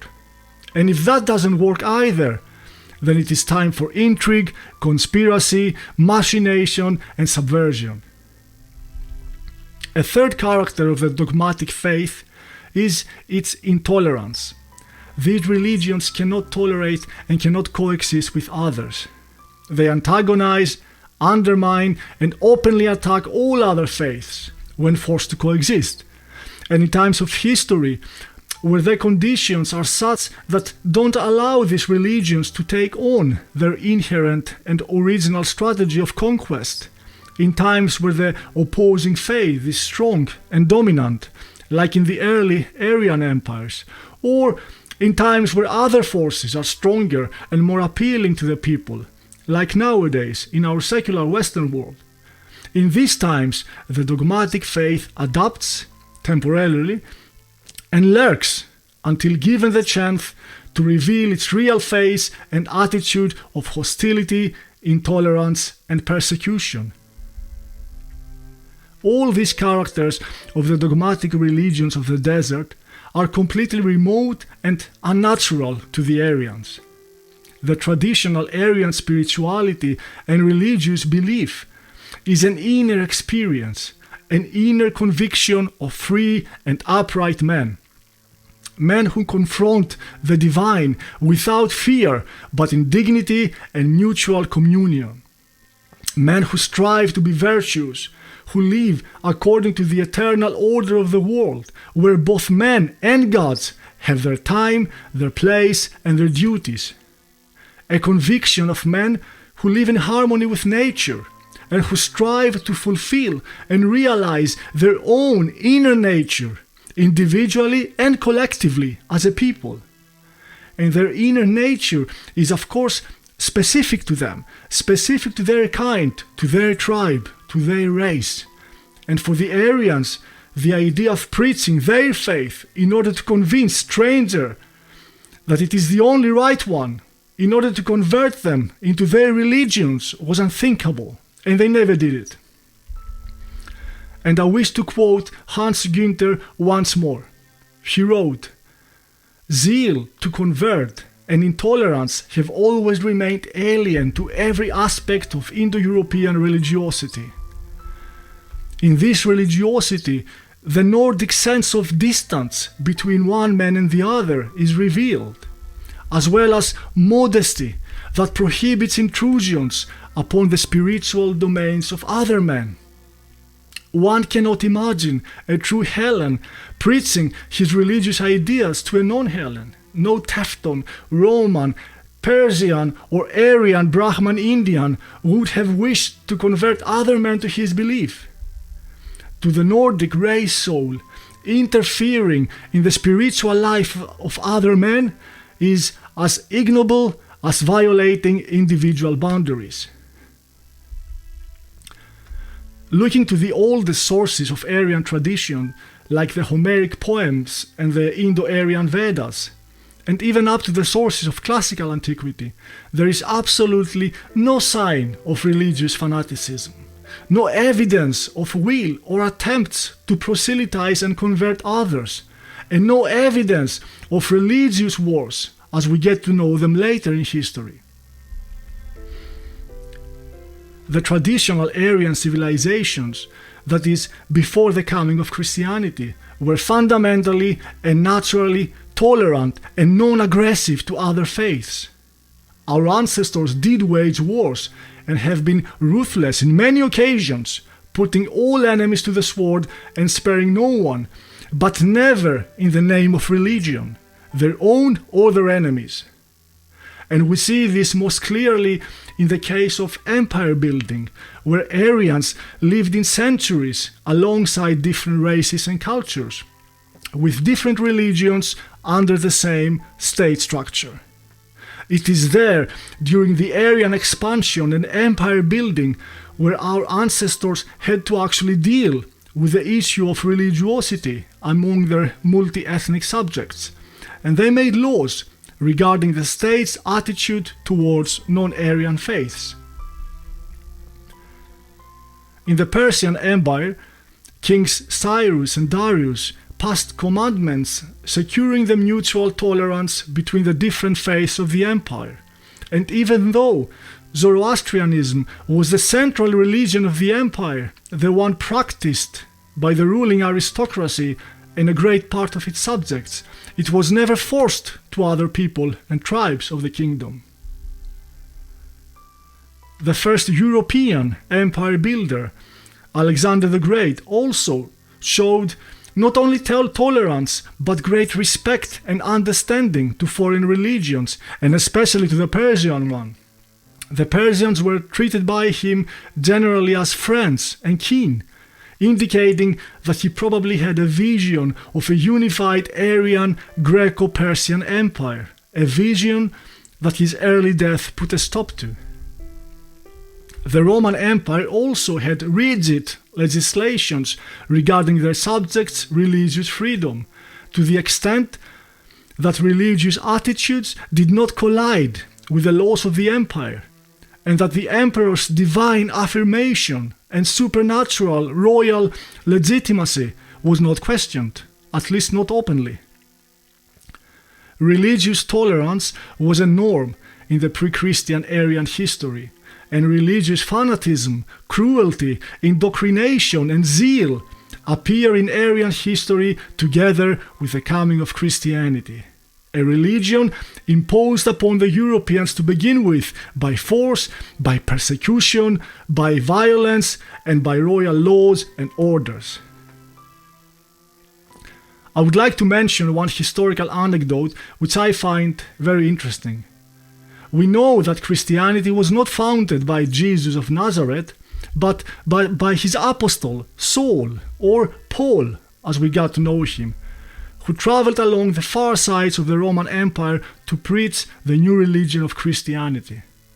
He wasn't welcome everywhere, of course, but it is interesting that he was least welcome and actually persecuted by the Jews when they hear his preaching at the synagogues. In Athens, however, he was welcome to speak out freely. He was also given the podium at the Areospagos, where he could express his argumentation to an open audience without obstacles. This incident is somehow diffuse and biased, as all the information comes from Christian sources. Now we are about 400 years after the golden age of classical antiquity, with Athens in the epicenter.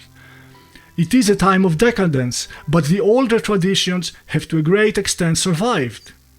Athens is still a center of philosophy, with many philosophical schools still running, including Plato's Academy, which actually was finally shut down from the Emperor Justinian at 500 AD, after almost 10 centuries of continuous existence. So in Athens, the people had still a higher degree of cultivation compared to the average citizen of the Roman Empire. We know that Paul had to greatly modify his methods in order to try to convince the highly sharp Athenians. His speech was met with very little enthusiasm and some laughter. His new faith made no serious impression to the Athenians, who actually were enthusiastic seekers of the truth by philosophy and not as a revelation from a god above. He spoke at the famous altar of the unknown gods, an altar where any stranger who found himself in Athens could make a sacrifice to his god, regardless who that god was. An altar already in place 500 years ago before, during the classical era. Something unique in all antiquity, showing this generous and magnanimous sense of religious freedom from the ancient Greeks.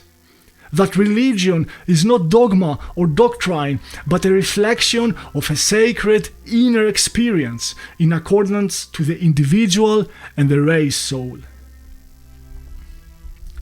I wish to return to Paul the Apostle one final time. He knew very well that his campaign for spreading the new religion of Christianity was actually an internal Judaic affair. And in Paul's letters, which are part of the New Testament, there are phrases that reveal the very essence of this religion in its primary and authentic Semitic form. In Paul's first letter to the Corinthians, there is one phrase that summarizes the true characters and gaping antithesis between the traditional Aryan worldview and the Semitic religions of the desert. And there Paul says, "While the Jews ask for signs, and he means signs from above, miracles to prove the power of their God. While the Jews ask for signs, the Greeks seek wisdom. And in his letter to the Gauls, Paul explains the essence of early Christianity crystal clear. He says, "Here there are no Jews or Greeks, there are no slaves or free men, no men or women." This is in reality an early Marxist doctrine that denies everything natural and organic, that questions the order of the world and the laws of nature, that aims to overthrow all the principles of the Greco-Roman tradition that were the foundations of the Roman Empire. We usually speak in Aristogenesis about the forces of decay and dissolution that continuously oppose and undermine the creative, regenerative forces of light and spirit in a continuous conflict that takes place on all levels of being, the physical level, the metaphysical, and inside us. Now, these forces are abstract and difficult to understand, but these forces find expression in our world and in history, and right there we see them acting in history in the form of early Christianity. And the message is perpetual. Race is not important, caste is not important, gender is not important. The identical Semitic mantra repeating itself all the way from early Christianity to Bolshevism 100 years ago and cultural Marxism today. A message against the cosmic order and hierarchy, against the natural laws and principles which were the foundation of our ancestors' traditions and worldview, the foundations of their civilizations and the inner core of their spirit. And we wage our battle not only against the message, not only against the people who bear the message, but also and primarily against the source of the message, against these forces of active death, as great Savitri Devi called them, on all levels, in religion, in philosophy, in arts, in politics, and inside our personalities. And total victory can only be understood as a complete dominance on all the levels where the forces of active death engage us simultaneously. I wish to speak more about the sun god, the solar deity, and how its role and meaning evolved in tradition and through history, and ended up with a complete new context in later antiquity, a context that corresponds to the essential character and qualities of the Sky Father himself in Aryan spirituality. Solar deities can be found in all Indo-European cultures, in Europe and in the East, with variations regarding their centrality and importance in the Indo-European pantheons. Originally, it was Uranus, Varuna, the Indo-European Sky Father, that was the center of the Aryan patriarchal cosmic spirituality. But these qualities were later transferred and associated with other new Sky Father gods, father of all gods and men, who took Uranus' place, as Tyrus earlier explained. In the Indo-Iranian tradition, the Gathas, Varuna's place is taken by Ahura Mazda, the Lord who observes all, and it is also there in Avesta, where for the first time the sun is called the eye of the Sky Father, and I will return and explore this relationship further.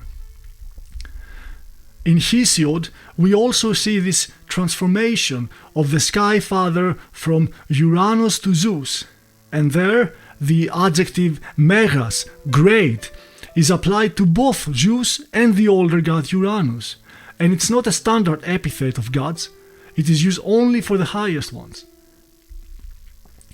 The Sky Father is king of the gods and the supreme power in the world. He stands as a symbol of the Aryan patriarchal order and harmony, as a guardian of the hierarchy of the world, the physical and the metaphysical. He was also thought to be responsible, among other things, for the supervision of justice and righteousness, all-seeing and all-knowing. In Greek tragic poetry, Zeus is referred to as all-seeing, and Hesiod again warns rulers that the eye of Zeus sees everything and notices everything. And likewise, in the Vedas, Diaus is all-knowing. One of the Homeric adjectives for Zeus is the one with wide vision, all-seeing. But in the Iliad, it is specifically the sun who oversees and overhears everything, and the god Helios is invoked together with Zeus as witness to oaths. King Agamemnon, in making treaty with Priam, calls upon Father Zeus, who rules from Mount Ida, greatest and most glorious, and Helios, who oversees everything and overhears everything. The great poet Aeschylus also calls the sun the tireless eye of the sky. In the Vedas, the solar deity Surya is attributed also to survey the whole world and see everything. Sometimes Surya is the eye of the gods Varuna and Mitra, the gods who supervise justice, or in Avesta, the eye of Ahura Mazda, as I said earlier. In the Old English poem Phoenix, the sun also surveys the world. And in Ovid's works, the Roman poet, the sun god also calls himself eye of the world. So the analogy of the sun as the eye of the gods finds expression in all Indo-European traditions. In Greek myth, the solar deity Helios appears as a non-central god with a genealogy. He is invoked as witness to oaths. Sometimes he is a speaking character interacting with other gods. He has no public cult except in the island of Rhodes, where he was depicted in the famous gigantic statue, the Colossus, one of the 7 wonders of the world. The poet Snorre Sturlason, in his work Gylfaginning, which is part of the Edda, says that Sul, in the female form this time, was a goddess, and in Voluspa she also appears in a personified form. So the all-knowing and all-seeing Skyfather has the personified deity of the sun as his eye, but it seems that gradually the essence and qualities of the Skyfather are transferred to the sun itself. And the first ancient source which I found where the sun appears as something more essential than a personified deity or the eye of the Skyfather is the Homeric hymn to Demeter, a poem which is at least 2,700 years old and probably much older as an oral tradition. And in this hymn, the sun is addressed as watcher of men and gods. And even though in the same poem Zeus, the Skyfather, has all the regal qualities of the supreme god, it is the sun god Helios who watches and oversees not only the creation, but the gods themselves, implying qualities that transcend those of the gods, a principle prior and above the personified deities, superior to rank and power. It is important to understand that the personified deities we study and present in our podcast, like Zeus, Jupiter, Tyr, Agni, and so on, are in a way a necessary adjustment of the human intellect. They are to some extent a projection of the human rational brain that is difficult to process abstract ideas or to understand the metaphysical, timeless reality that these deities represent. So these metaphysical principles and forces are in a way formalized and to some extent simplified into forms, pictures and notions that are more comprehensible and more manageable to the human mind, usually personified into gods with human attributes of various forms and various qualities. Our ancestors, however, well, at least the philosophers and the mystics, knew that this adjustment was insufficient. in their fiery search for truth, in their quest to understand the world as it really is, instead of analyzing, that is, dissecting and breaking down and simplifying these principles into more manageable and understandable forms and ideas. So instead of analyzing, they try to synthesize, to put them back together, and from the multiplicity of the pantheons and the symbols, they try to go further back or further up to the eternal source, the source from where the whole world, gods, men, and the whole creation emanates from. And they were successful with their philosophical quest, their synthesis. And to this source they gave different names. The one, the agathon of Plato, or as translated to English, the form of the good, and other names in many traditions, and especially in the Indo-Aryan tradition of the Vedas, and later with Buddhism, the search for the absolute truth and the reconnection of the individual soul with the absolute, eternal source of all being became and still is extremely central, and has developed into almost a religious scientific method. All the Aryan traditions or pagan religions include both parts, the outer, more comprehensible and practiced religion with the beautiful pantheons of the personified deities, and the mystical, the esoteric part, where the mystics and the philosophers searched for the absolute, the unconditional truth, prior and beyond the practiced religion, the deities, and the simplified, intelligible concepts.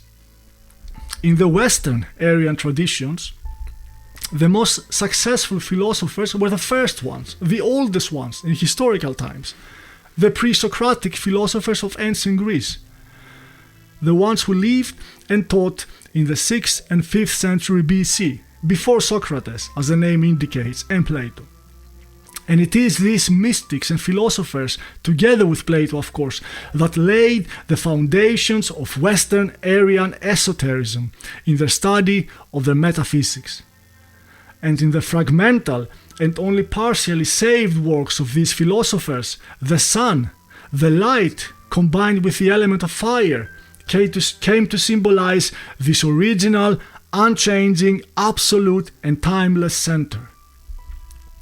The philosopher Parmenides speaks of the light of divine knowledge, and Heraclitus uses the element of light and fire as a symbol for this original source, and he epitomizes this idea of the cosmic flame in a very powerful dictum. For him, the world itself is an ever-living fire, but it is the thunderbolt that steers everything. Later on, Plato developed the symbolism of the sun in order to convey the idea of the eternal and absolute origin out of which the world emanates, the one, or as Plato calls it, the agathon. In his famous analogy from his greatest work, The Republic, Plato describes how the sun allows for sight, but the sun is not sight, but the cause of sight itself. And as the sun in the physical realm is the cause of sight itself, likewise the agathon, the one, in the realm of ideas is the cause of knowledge and truth, and also the object of knowledge, what gives truth to the things known and the power to know them. Now this part may sound complicated, but it is here, in this metaphor, where Plato builds further on the foundation of the Aryan spiritual core, with the symbolism of the sun in the epicenter. It is, however, in late antiquity where things take a different and unexpected turn, and a final and brave attempt is made in order to regenerate and re-establish the old authentic Aryan traditions in the dying Roman Empire, with the solar symbolism again in the epicenter, and the sun god not as a peripheral personified deity, but with all the corresponding qualities of the Indo-European Sky Father and the esoteric symbolism of the absolute origin. It was an attempt to revitalize and reinforce the traditional and sacred Roman ways against the infiltration and subversion by Oriental faiths and doctrines like early Christianity. In this valorous endeavor, the true Aryan character of the Roman spirit would not be expressed by a return to the classical Greco-Roman pantheon, but by the tradition of Mithraism, where the sun is a symbol of metaphysical light and transcendent power, and where Helios, the sun, is king of the heaven. The last pagan emperor of Rome, Julian, that is, before Christianity became the official religion of the empire, and the traditional world of Aryan antiquity would end in the 4th century AC. So Julian was not only an ingenious and victorious battlefield commander, but also a true philosopher and a mystic. And in his struggle to restore the sacred traditions, the very soul and backbone of the Roman Empire, he proposed a metaphysical vision against Christianity, a vision based on the esoteric teaching of Plato, a vision that he would implement not by the old polytheistic religion, but by the initiation cult of Mithras. At that time, Christianity had gained a lot of ground and followers, but it was still competing against other cults and religions, and the most predominant one was the cult of Mithra. Mithra is a solar deity appearing in the Indo-Aryan and the Persian traditions, and somehow a renewed cult of Mithra found its way into the Roman Empire, where it was practiced in every corner of the empire, and especially in the north, among the Germanic people. And it was the most popular religion also among the legionaries.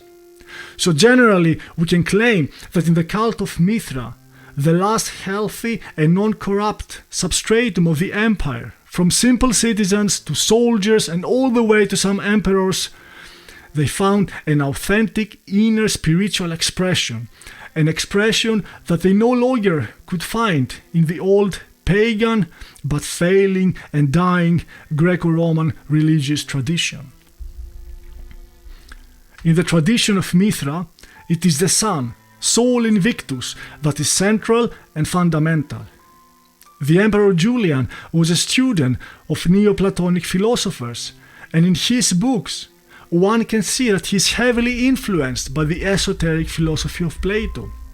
And Julian's attempt to restore paganism in the empire, in the Roman state, was to great extent inspired by Plato's vision of the ideal republic. For the Emperor Julian, Helios, the sun, the central principle of his Platonic paganism, symbolized first of all the One, the absolute principle out of which the whole world emanates, the principle which governs the highest realm containing Plato's forms. It was also Helios Mithras, the supreme god of the spiritual realm, superior to rank and power to any other personified deity. And of course, he was the sun, the manifestation of Helios in the physical, the visible realm. Julian's attempt was futile and took an abrupt end with his death when he was mortally wounded in a battlefield in Asia, the year 363 AC. Julian didn't realize the extent of the moral and spiritual dissolution of the empire at the time, the extent of infiltration of foreign blood and alien doctrines into the human substratum of the subjects. Julian was the last non-Christian ruler of the Roman Empire, and he believed that the only way to save the empire from final dissolution and decay, and against the advancing, subversive, and unnatural doctrine of early Christianity, the only way was to restore the authentic Aryan traditions and esoteric philosophical principles as expressed by Plato and his students and epigones. And he tried to do that by using the religious vehicle, the context of the Mithraic tradition, where the sun, The invincible sun, Sol Invictus, conveys the essence of the Aryan spiritual core. And it is in this context that Julius Evola, with his enormous metaphysical insight, reintroduces the solar symbolism in modern times, as a very effective and accurate symbol of a higher, superior principle and corresponding to all the qualities of the Aryan Sky Father: manly, warlike, patriarchal, virtues, upright and strong, indicating harmony between the inner and the outer, between the spiritual, the mental and the physical, as the true character and the ultimate ideal of the Aryan man. Our times today have unfortunately many similarities with the time of Emperor Julian, and likewise we need to be inspired by his complete vision and strategy for the great reformation and restoration of our race and our traditions. And if our empire will last 1,000 years, its life-giving source, its origin and inspiration cannot lie upon the foundations of this temporal and ever-changing world, where all pass and nothing lasts, but on the realm of the eternal ideas, the ideas whose exploration and understanding was the very core of our ancestors' superiority, ideas that became philosophical traditions, which are the greatest legacy our ancestors left to us, much greater than their conquest, their art, or their technical advances. And only upon these spiritual and philosophical traditions can we build our ideal republic, our ideal state, in accordance to the eternal order of the world, to the laws of nature, and to our inner Aryan calling.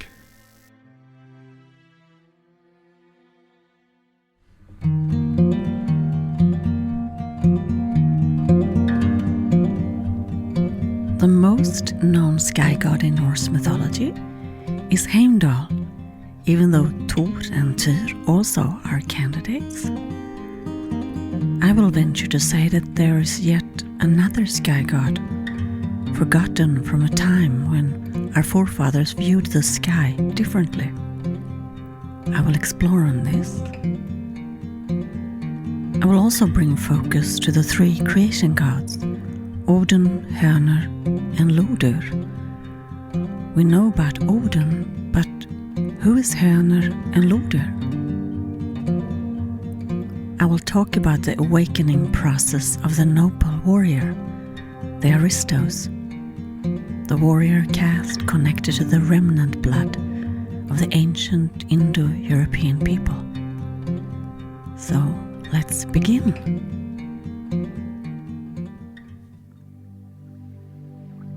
In Norse creation saga, there are three gods who gave form and life to the first humans.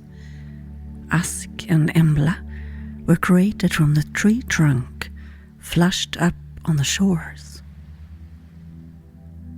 In Voluspa we can read, Odin gave them breath and spirit, Hörner gave them thought and discernment, and Lodur gave them life, color, and soul. We know who Odin is, but who is Hörner and Lodur? There's not much written about Lodur. He is mentioned as Odin's friend in a few poems. And the Vala speaks of Lodur in Voluspa 56, when Thor and the Midgard serpent kill each other at the end of the world. The Vala spoke, Then came the luminous descendant of Lodur. Thor, the son of Odin, approached to fight and kill the serpent. In rage, the serpent slayed Thor, the defender of Midgard. From their homes all must flee. 9 steps the son of Fjorgun took, and then died by the venom from the snake. Slain by the serpent, fearless he sinks. The luminous descendant of Loder is Jormungandr, Loke's son, jordens band, den väldiga staven. Odin let Loke's children live in Asgard, but when the Midgard serpent became too big, Odin found it necessary to get rid of it. The Midgard serpent was so long that it could bend around Midgard and bite itself in the tail.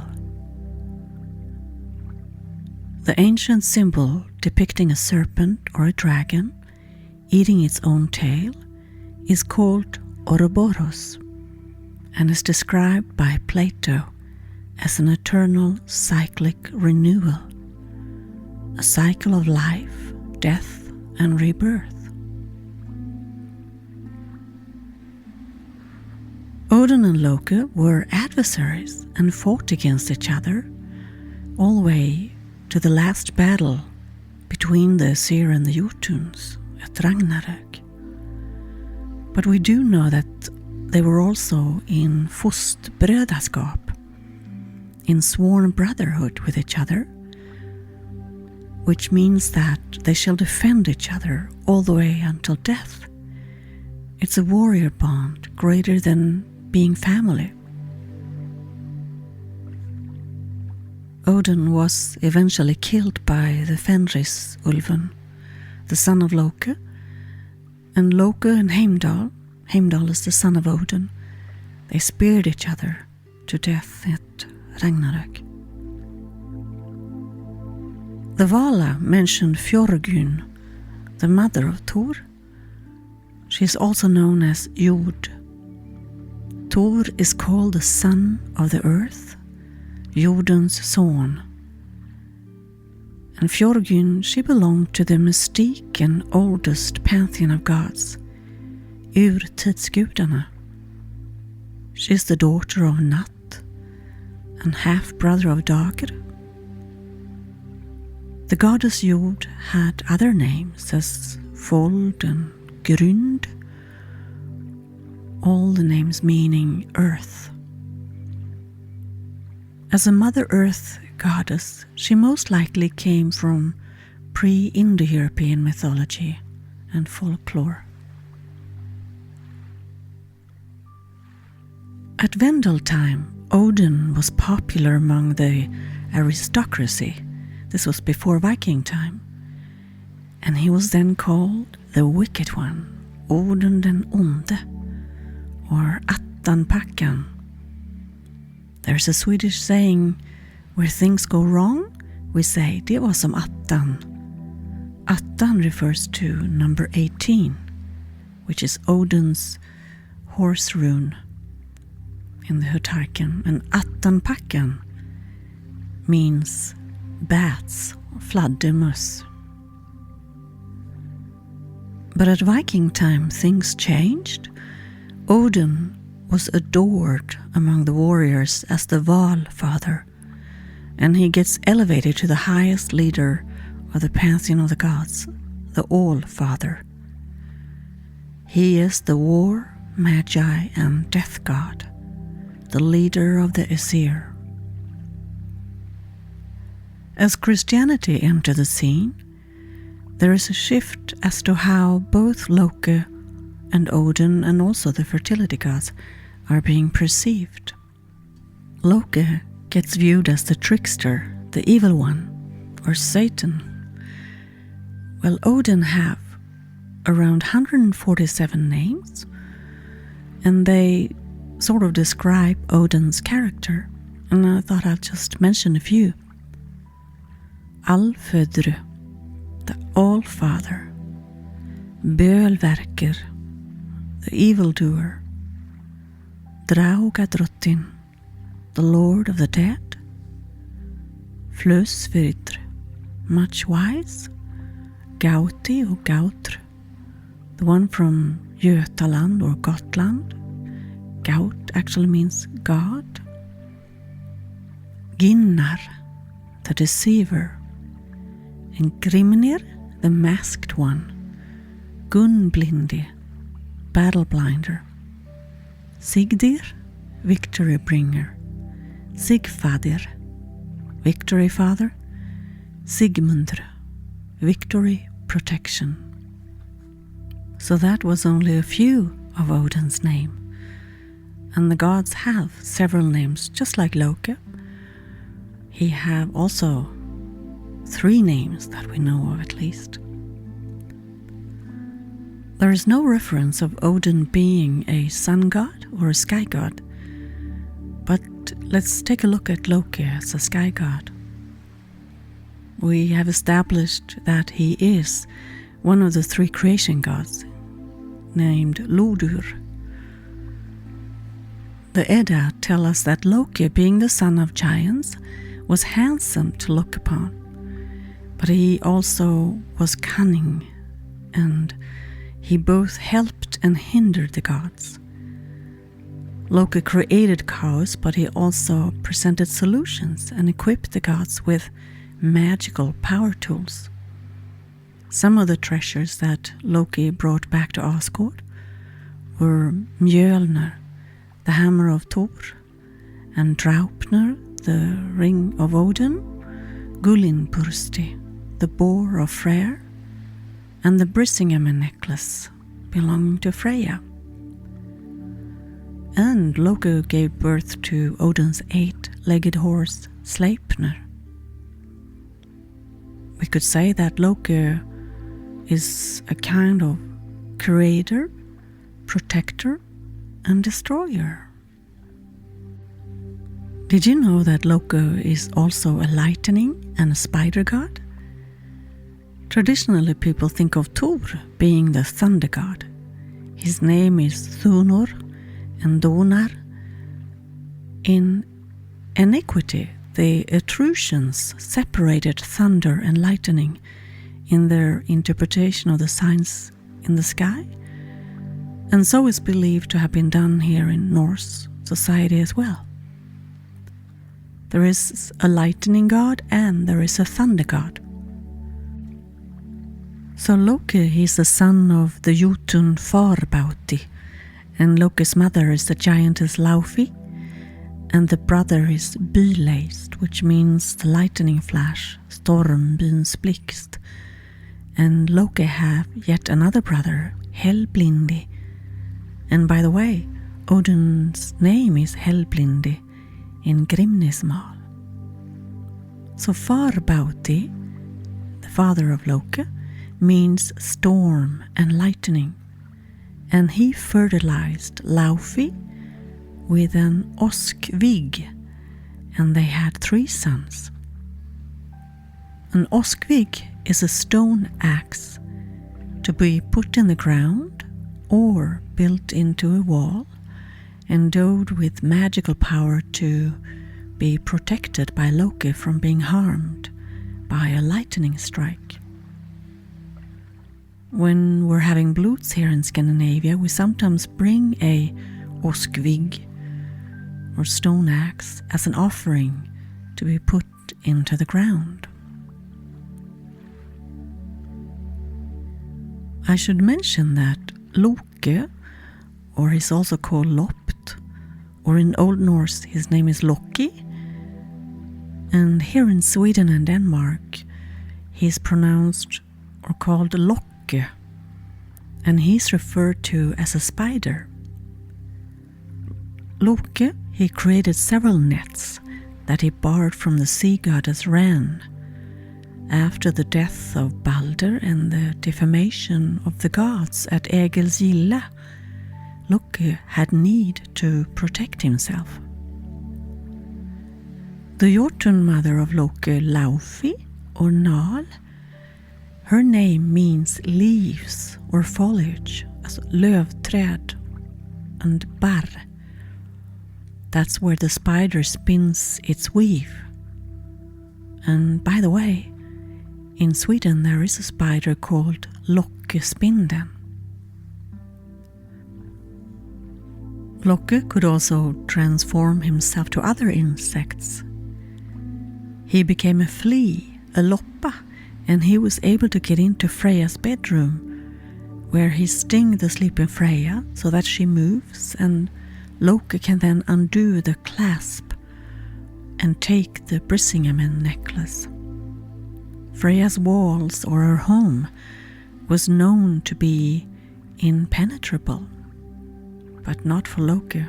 He got in. And as a bee, Loki stung the blacksmith dwarf who made the ring Draupner and the golden pig Gullenborste. According to folk tradition in Scandinavia, it is the sharp and dangerous thorns of the hawthorn tree that created lightning. There was never in Scandinavia a Loki cult, but we do know there was a Horgal cult in the southern and western part of what is now Sweden and then Denmark. The Horgal cult gathered in the hawthorn groves, and the greatest yearly cult festival and event took place at May 1st, when the hawthorn tree stood in bloom. Loki is considered to be the hawthorn god Horgal.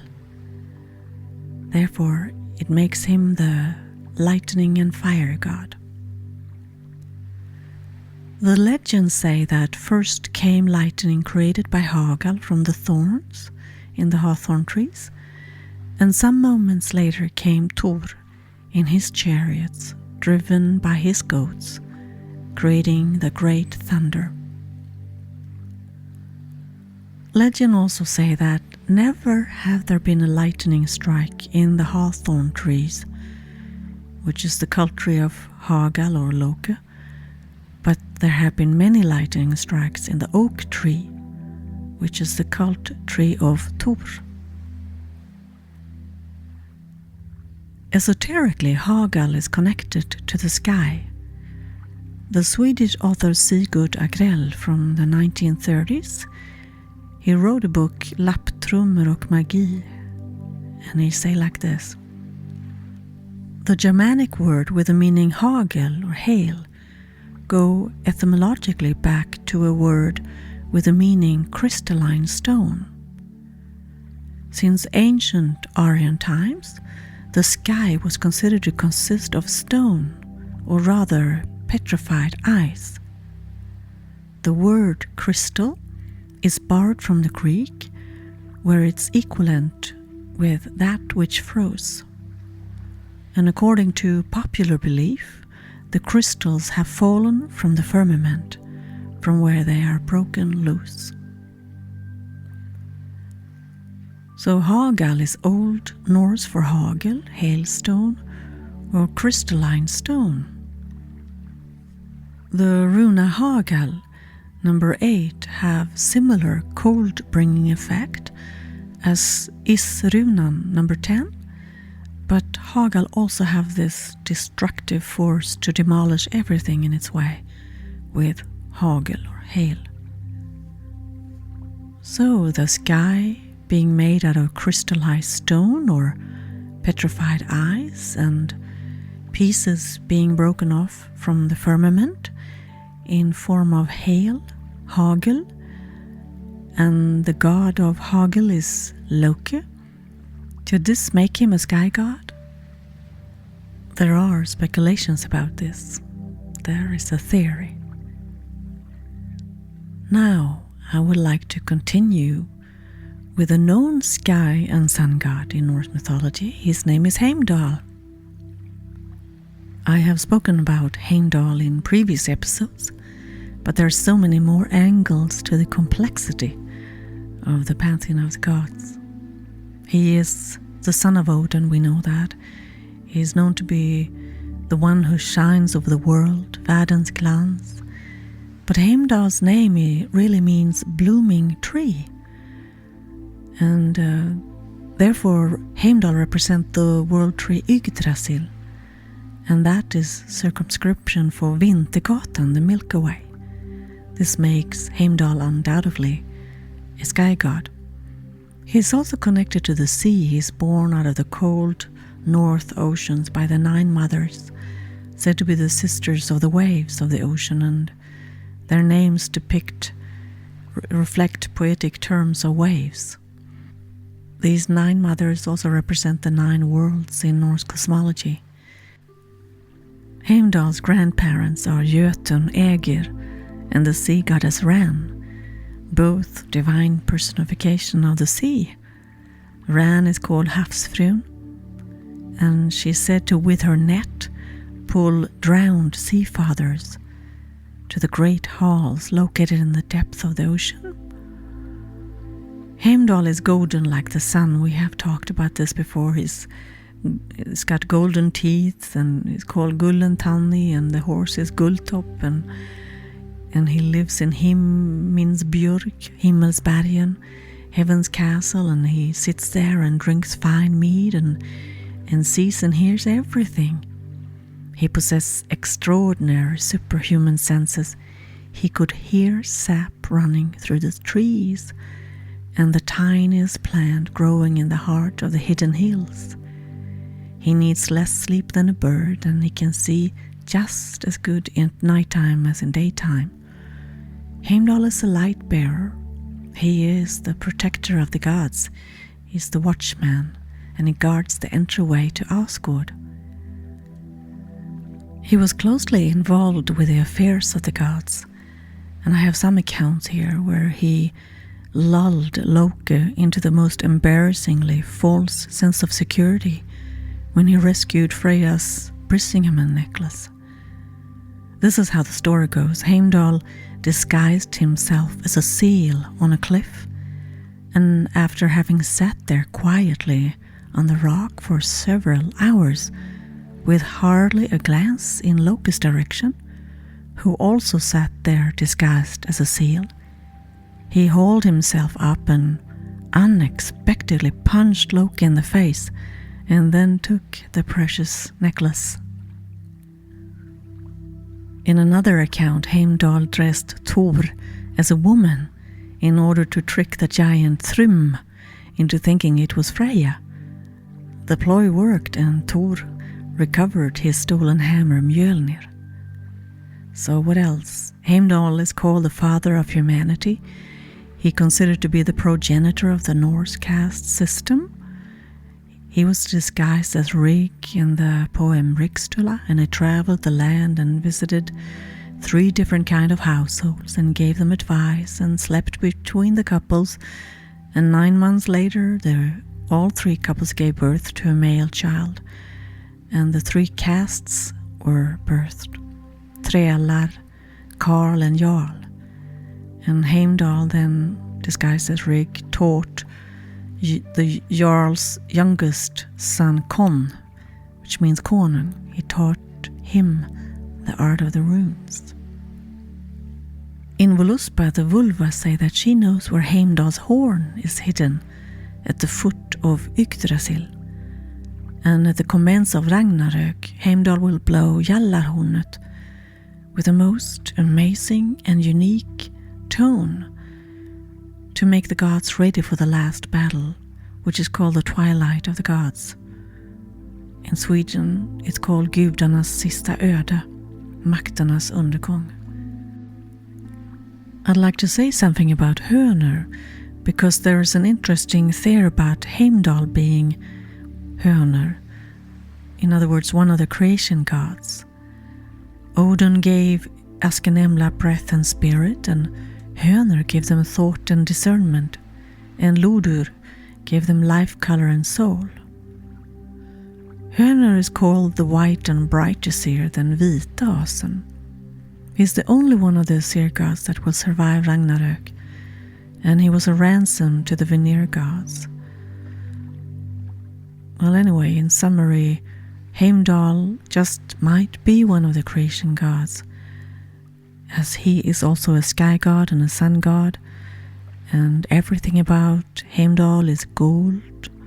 He lives in Himmelsberg, and his name is connected to Yggdrasil and the Milky Way, and he is Rig, and he gave humans advice and initiating the 3 caste systems, and he was born of 9 mothers of the ocean.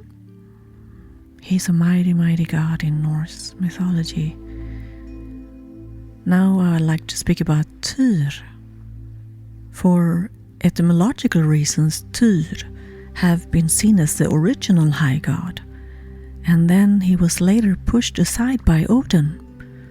So Tyr have been considered to be a sky god, but in reality Thor have more resemblance in Indo-European theories as a sky god, as Thor is being compared to Jupiter by the Romans. So Tyr comes from very old Indo-European word Devos, or Old Sanskrit Devas, with the meaning deities. And the Old Germanic form for Devos is Tyrus, from Latin divus, divine or god.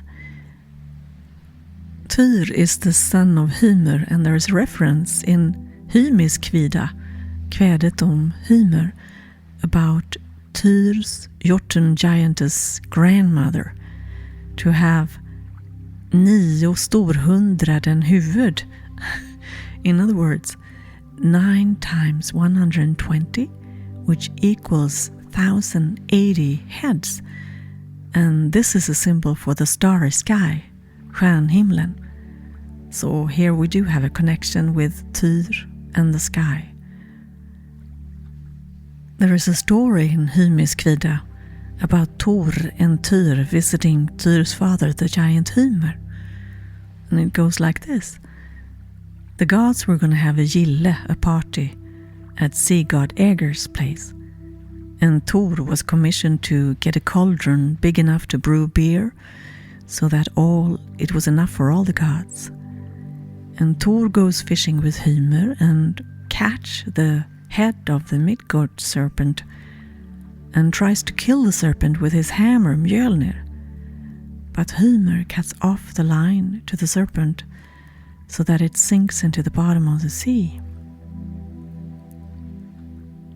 Tyr is mainly known as a sword god or a war god, and the Vala tells us to carve Tyr twice on our swords and we shall be protected. Tyr governs over legal proceedings as well, and one could say that Tyr is a god of war, honor and justice. Tyr is known to be fearless. He is adored by warriors. He undertakes the brave task to shackle the Fenris Ulven, and he puts his hand in the jaw of the wolf, who then bites Tyr's hand off. Therefore Tyr is called the one-handed god, den enahandade guden, eller vargens rester. There is found in Denmark 2 golden horns from 400 AD, depicting Tyr with one hand, feeding the monster wolf. As a war god, Tyr is also connected to Mithras, and Mithras is called Dens Invictus. He is the victory god. He never have had a defeat, den obesegrade guden. The Germanic tribes identified Tyr with the Roman god Mars, and during Ragnarök, Tyr will fight against the dog Garm, who is guarding Hel, and they will kill each other. As Tyr was in ancient times seen as the father sky god, he is connected to a mother earth goddess. The Swedish author Sigurd Agrell, who lived between 1800 and 1930, he wrote several books on rune magic. And that which was unique about Agrell is that he had broad knowledge about the Greek and Roman gods and the gematria, coupled with culture and historical knowledge about the Indo-European mythologies, plus his very unique Scandinavian understanding of Norse mythology. And being a linguist and a translator, he knew much about etymology. So Agrell, he referenced and connected the masculine sky god Tyr, number 16 in Utarken, with the feminine Mother Earth goddess, number 13, Pertra. And it says in Eddans Trollsånger that she gave birth to a child with magical purpose. His name was Tyr, and he was born out of a rock, Pertra, also called Maderackan, Moderkakan, and he was born through Rune Galder. So the Mother Earth and the Father Sky, they created a child, and his name is Tyr, who have magical purpose, and he is the Aristos. He is the noble warrior. I'd like to mention another author who also speaks about this noble warrior, and he calls the warrior the Aryan Ursprungrot warrior. He is Ariosophist Rudolf Gorsleben and lived from 1883 to 1930, and he say like this: this kind of warrior is also a spiritual warrior and does not perceive the enemy only through the limitation of the five senses. He or she is capable of recognizing the danger intuitively. They will listen to their hearts, emotions, and intellect, and their blood, and the murmur sound of the runes.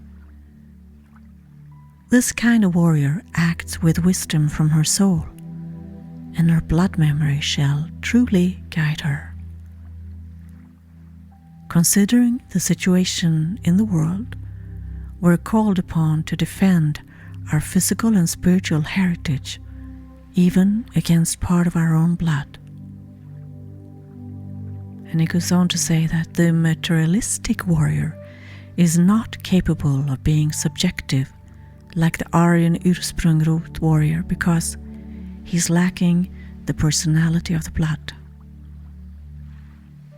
And this was Rudolf Gorsleben.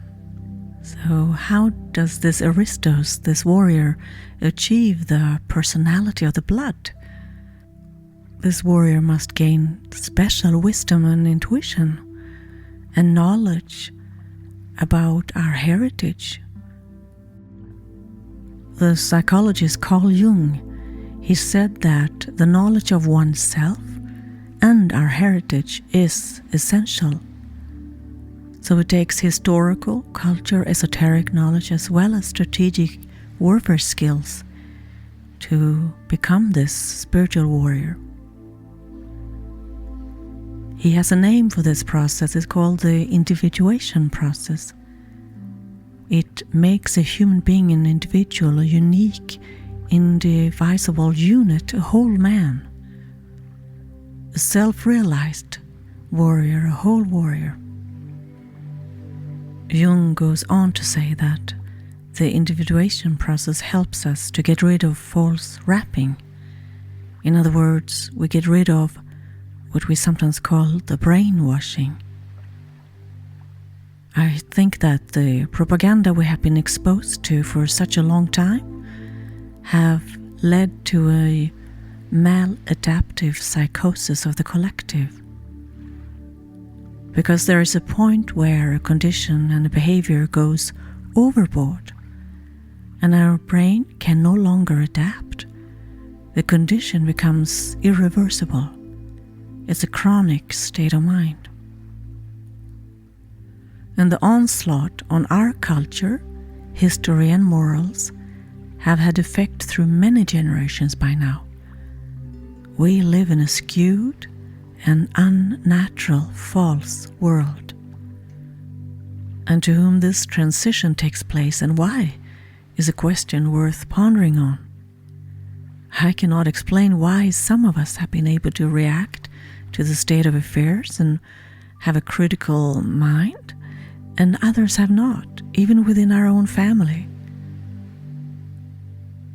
It's sad and frustrating when our family members drift away in this collective psychosis.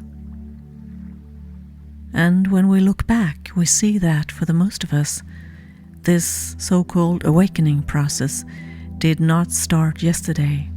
It's taken a long time. Yes, decades. So now is the time, and now we are in war, and now we are awake. Let me just finally make my own personal declaration to where I stand. My eyes are open and my blood memory awakened. I am a warrior, and I cannot come under subjugation.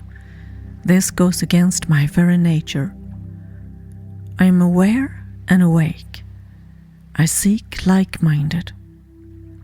I have first and utmost responsibility for myself, and then my family.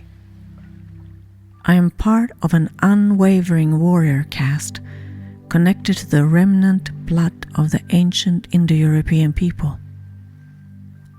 The blood of the noble warrior, the Aristos, the Aryan Ursprungrot warrior, shall truly prevail. Thank you for listening.